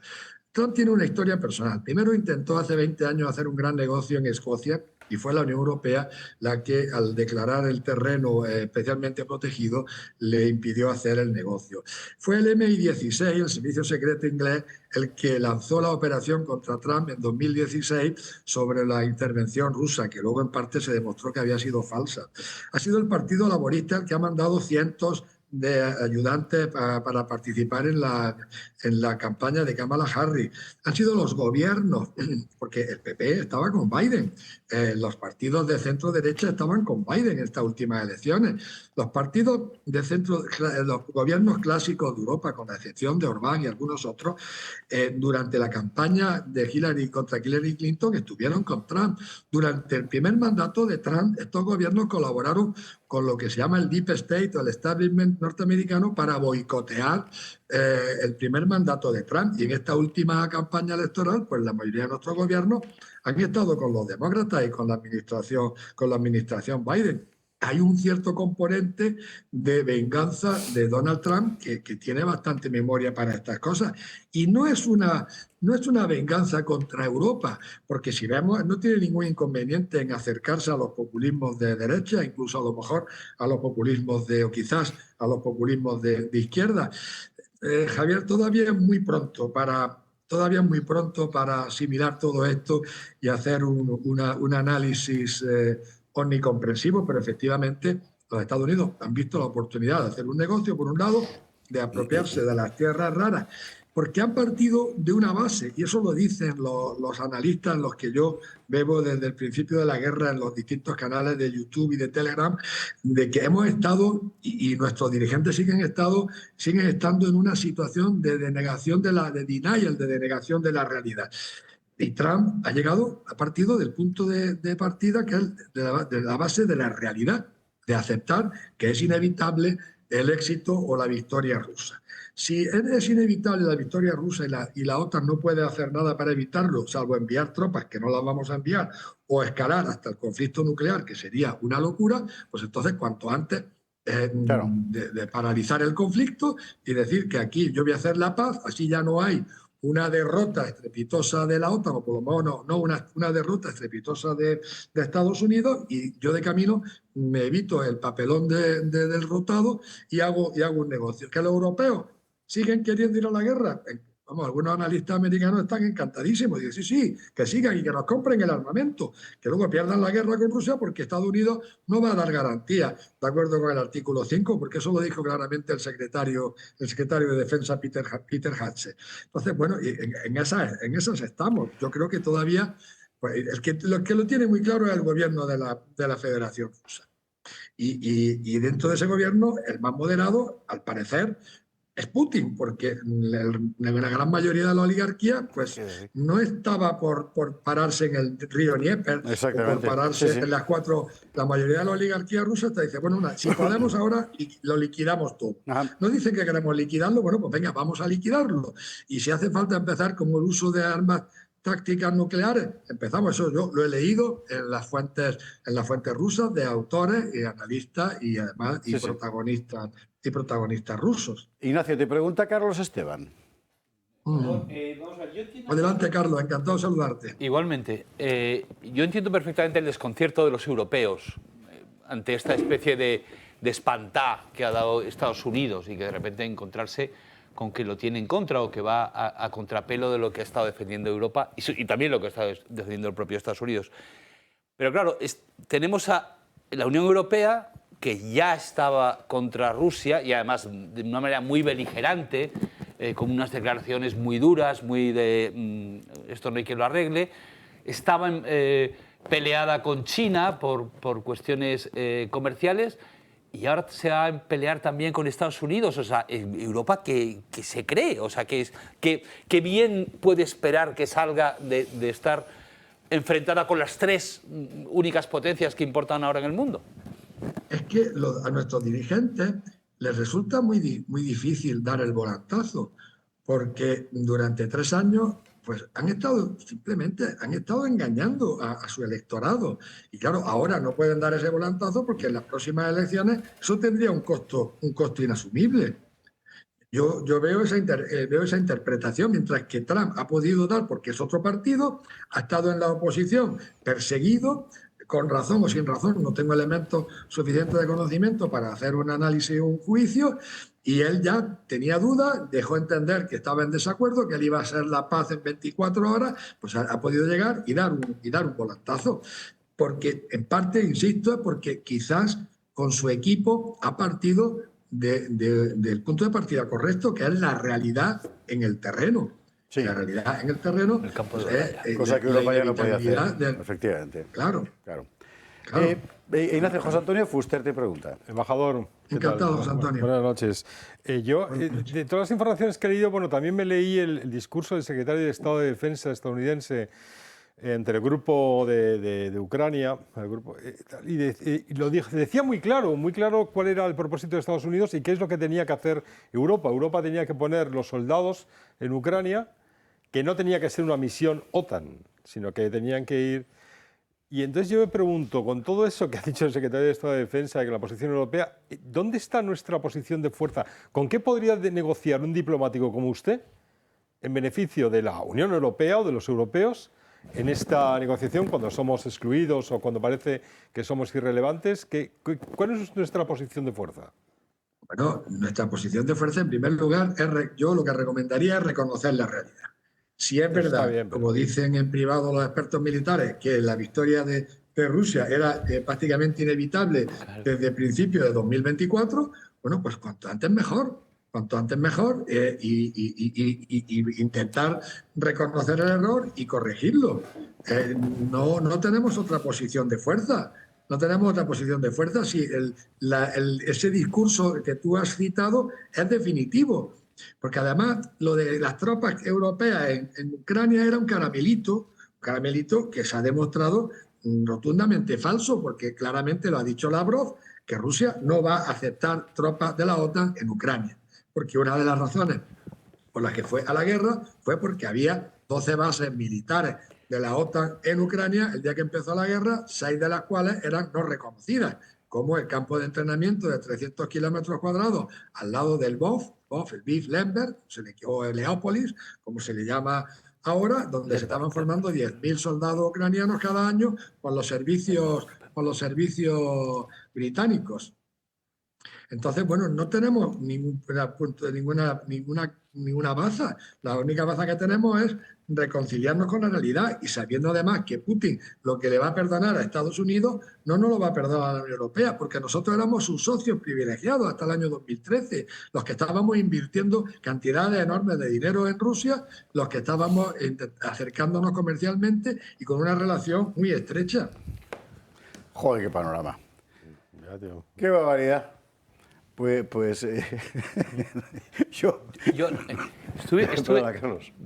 estuve viendo, no sé si, creo que es Lawrence Wong, el primer ministro de Singapur, que dio una entrevista, vi un vídeo, no sé si es él, pero y que le echaba un rapapolvo a la Unión Europea diciendo que están idiotas. Y lo que proponía a mí me parece increíblemente audaz, pero a lo mejor digamos que podría haber funcionado. Y es que Europa se hubiera adelantado a Estados Unidos, viendo como usted dice, que admitiendo la realidad y aliándose con Rusia antes de que lo hiciera Estados Unidos. Es decir, reconocerla. Evidentemente. Yo en todas mis intervenciones Javier se acordará, yo decía, ¿cuáles son los tres escenarios? Uno, mantener el esfuerzo que estamos haciendo ahora a favor de Ucrania, cuyo resultado pues será tarde o temprano la victoria rusa. Escalar y llevar el conflicto hasta el límite, hasta el umbral nuclear, Carlos. O lo que me parece mucho más razonable, yo he venido insistiendo, ir cuanto antes a una mesa de negociación, porque conforme el tiempo ha ido pasando, la posición de Ucrania se ha ido empeorando desde los acuerdos de Minsk. De los acuerdos de Minsk a la paz de Estambul ya hubo una pérdida para Ucrania. De la paz de Estambul al discurso de Putin en 2024 en el Ministerio de Asuntos Exteriores ya hubo una pérdida para Ucrania. Y ahora estamos en el discurso de Putin en el Ministerio de Asuntos Exteriores en el 2024, más, como dicen civilinamente los rusos, las realidades sobre el terreno. Claro, la realidad sobre el terreno es que en cualquier momento puede caer Prokhorsk, y si cae por Prokhorsk, la situación sobre el terreno va a ser dramáticamente cambiada. Y Rusia no tiene ninguna prisa. Y yo también he venido insistiendo en este canal y en otros que Rusia no va a aceptar un alto el fuego. Y Rusia ha dicho claramente el domingo o el lunes que no iba a aceptar ningún alto el fuego, quiere una solución omnicomprensiva. Última pregunta, Pedro Fernández Barbadillo. Sí. Buenas noches, embajador. Yo le quiero preguntar... ¿Cómo estamos? Sí, le quiero preguntar por la situación en que quedan los países orientales de Europa, que también son miembros de la OTAN. Finlandia, los Bálticos, Polonia, Rumanía. Bueno, ¿pueden sentirse amenazados por esta Rusia vencedora? Hombre, pues claro, lógicamente. Y ahí, como yo decía el viernes pasado, no estamos ante una mentira. Si Ucrania es la primera pieza del dominé y que irán cayendo otras piezas, por lo cual haría más imprudente todavía todo lo que se ha hecho en Ucrania desde el 2004, o no lo es. Ahí todavía, yo hace poco, en varias reuniones que he tenido en Madrid la semana pasada, en las que han participado militares de alta graduación, en privado, pues en público siguen diciendo que existe ese peligro de la agresión rusa, aunque al mismo tiempo pues reconocen que a Rusia le ha costado muchísimo trabajo avanzar los pocos kilómetros que ha avanzado en los últimos 3 años, que no ha sido un paseo militar. Estos países estaban pillados en el sándwich del miedo a Alemania y del miedo a Rusia. Y cuando entraron en la Unión Europea, pues claro, nos dimos cuenta enseguida de que su punto de referencia no era la Unión Europea en términos estratégicos ni y por el miedo a Alemania, que era Estados Unidos. Claro, no me quiero imaginar cómo se están sintiéndose en estos países después de la apuesta a la que ellos han hecho. Les sale absolutamente por la puerta falsa, les sale rana, hablando coloquialmente. Totalmente. Claro, deben estar muy preocupados los bálticos y Polonia, los nórdicos menos, ¿no? Porque bueno, y ahí está la cuestión. Yo en una discusión de la semana pasada, en estos círculos de estudio de la seguridad, había gente que se insistía en que Putin quiere reconstituir el espacio soviético. Yo le dije que me citara un solo texto donde Putin ha dicho esto, o el gobierno ha dicho esto. Es conocida la famosísima frase de Putin que dice que la caída de la Unión Soviética fue la mayor catástrofe geopolítica, o no sé qué adjetivo le da del siglo XX. Es cierto que lo dijo, pero era la primera parte de una frase más larga. La segunda parte decía: aquel que quiera reconstruir el pasado, el que no está en su sano juicio. Esa segunda parte todo el mundo la omite. Y luego yo no conozco ningún texto donde se haya planteado la reconstrucción del espacio soviético. Yo no me lo he leído todo, línea por línea, pero el profesor Mearsheimer sí se lo ha leído, o más exactamente el gran equipo de alumnos y de profesores ayudantes que tiene a su servicio. Y yo me fío cuando el profesor Mearsheimer dice que no hay ningún texto ni nada que nos pueda hacer pensar que esa es la intención de Putin. Si Putin ha invadido Ucrania, lo dijo Stoltenberg en Kiev en el segundo aniversario de la guerra y en el Parlamento Europeo, y Stoltenberg no es una marioneta de Putin, quizás se calentó y se le fue la boca que Putin había ido a la guerra para impedir que la OTAN se estableciera en Ucrania, y se le hinchó la boca cuando dijo, y no solo se va a establecer en Ucrania, sino que además la OTAN está ahora en Finlandia y está en Suecia. Es la diarrea verbal que sufren algunos de nuestros responsables políticos, de las que los demás pues no somos responsables. Stoltenberg, efectivamente. En fin. Don Ignacio García Valdecasas, mil gracias por estar con nosotros esta noche. Me parece que va a hacer falta una tercera sesión, así que a tu disposición y cuando quieras. Gracias, mil, un abrazo fortísimo. Gracias, que saludo a la audiencia y a los compañeros de la tertulia de esta noche. Gracias mil, de verdad. Vámonos a la publi zumbando, que hay que hacer una pausa y nos queda, aparte de hablar de esto, Franco, la energía nuclear.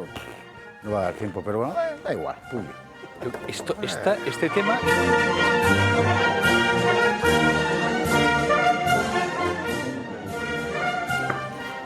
Que nos queda nada de recta final del programa, ya lo siento, vamos a dividir una hora más como en lugar del curcubito el chirimbito, ¿cómo se llama? Lo del fútbol. Bueno, de Ucrania, quería decir algo, sí, del curvubito, joder. Sí. Fernando Paz, rápidamente con la cosa ucraniana. Venga, que es el frente del este. Libro hay que contarlo, venga.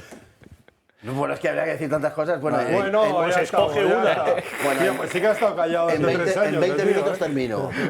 Joder. No, bueno, al final venía a cuento del relato, porque hemos estado hablando aquí durante la publicidad de lo que contaba Carlos Esteban acerca de que es verdad, que durante muchísimo tiempo, ahora ya por fin sí, no se podía decir una palabra de disidencia acerca de este tema sin levantar las peores sospechas, porque cuando quieren que no haya debate y quieren imponer su verdad, lo elevan todo al plano moral. Entonces son buenos y malos y hablemos de lo que hablemos, cuando tú te posicionas en contra, naturalmente eres de los malos. El relato que nos han contado, que es evidentemente falso, pero que nos ha llevado y con el que pretenden seguir llevándonos a defender a Ucrania y a enviar gente a Ucrania, que esa gente que quiere que vayan soldados a Ucrania deberían ir ellos, para dar ejemplo. Sea divertidísimo verlos allí moviéndose en la Rasputitsa ucraniana, ¿verdad?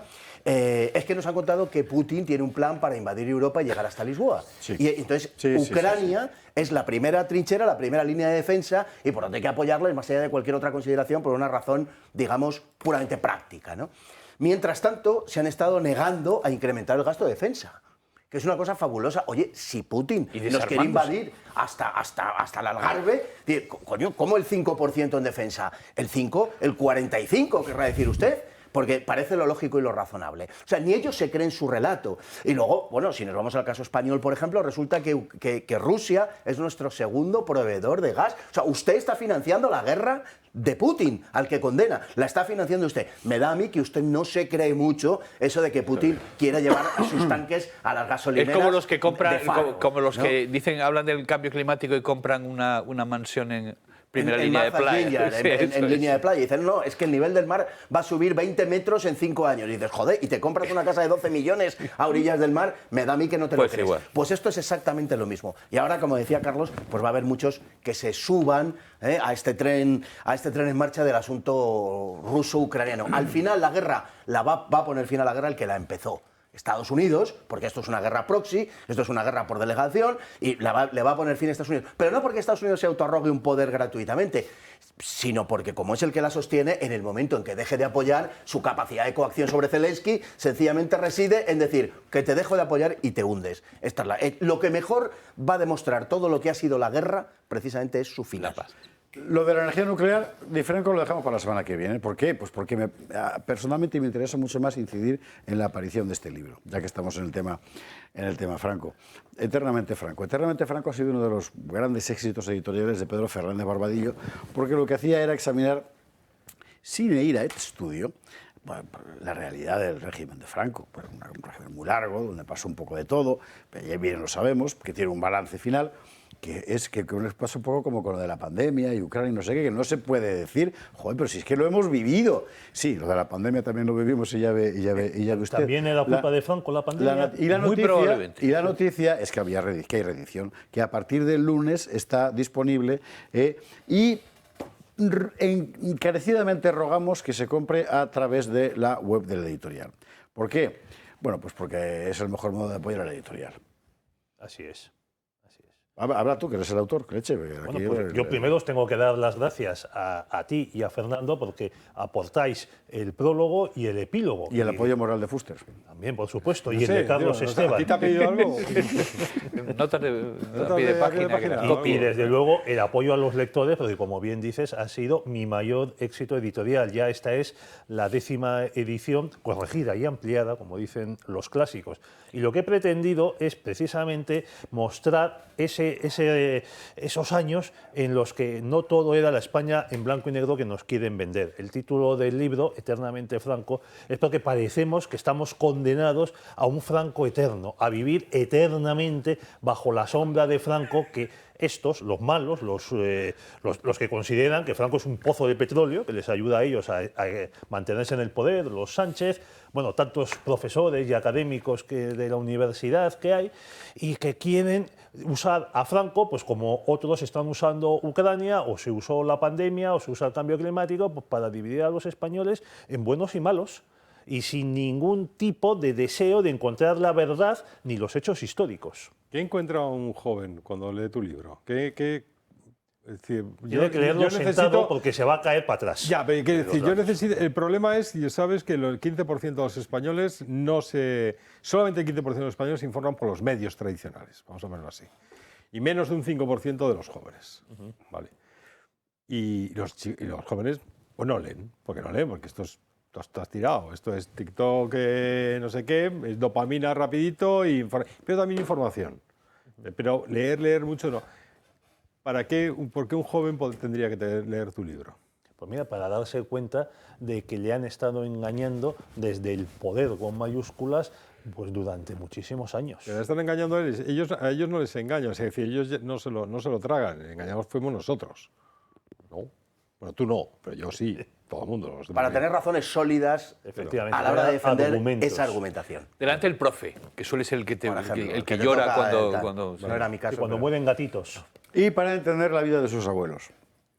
Y para entender la vida de sus abuelos. Eso es muy y aquí importante. la cuestión generacional yo creo que es básica. Bueno, y ya si me permites, para ponerle la guinda, ya que hemos hablado de la nulidad, de la ausencia de España en política internacional, aquí hay varios ejemplos de cómo España de verdad tenía una política internacional propia y en cierto modo contaba en el escenario internacional, en el Concierto de las Naciones, que echa de menos Carlos Esteban. Contaba tanto que a la pobre España le mataron un presidente de gobierno. Fíjate si contaba. Y que esa España es el gobierno español el que avisa al gobierno de Estados Unidos de que la Unión...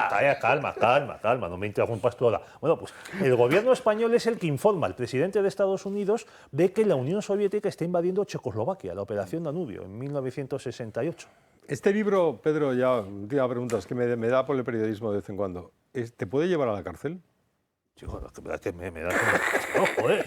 Oye, no le vuelvas a traer, Javier. La verdad, porque me da unos sustos. No, di la Oye, verdad. pero menuda manera de vender el libro, oiga. O sea, que no solo me puede llevar a mí a la cárcel, también al lector, también a Fernando. Tú te vas a la cárcel por este libro y te digo que el día siguiente está vendiendo 300. Compren pronto el libro, cómprenlo pronto porque antes de que Pedro Fernández Barrodio vaya a la cárcel. Para que pueda ir al aeropuerto y escapar. Podemos ir al Salto del Negro a que nos lo firme y hacemos turismo. Ya os quedáis, hombre, y hacemos una partida. Hacer una cola para hacer vis-a-vis para que lo firmes el libro, o sea, sería terrible. Vis-a-vis con un señor con barbas. No, pero tú sabes perfectamente por dónde voy. Es decir, son 100 actos sobre la vida de Franco ahora, sobre la celebración de la muerte de Franco. Por cierto, llevamos uno y estamos a 20 y algo de febrero, o sea que no veo los 100 por ningún lado.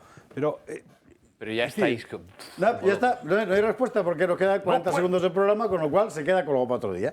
Y ahí, si no estoy en la cárcel. Si no está en la cárcel. Bueno, ya te llevará tu mujer o Irene. Don Fernando Paz, don Pedro que no vuelva.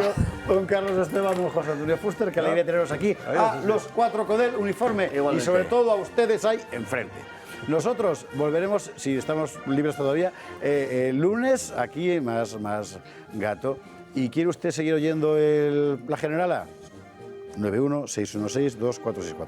Cuanta más gente se apunte en este banderín de enganche, más libres seremos. Ustedes también. Buenas noches.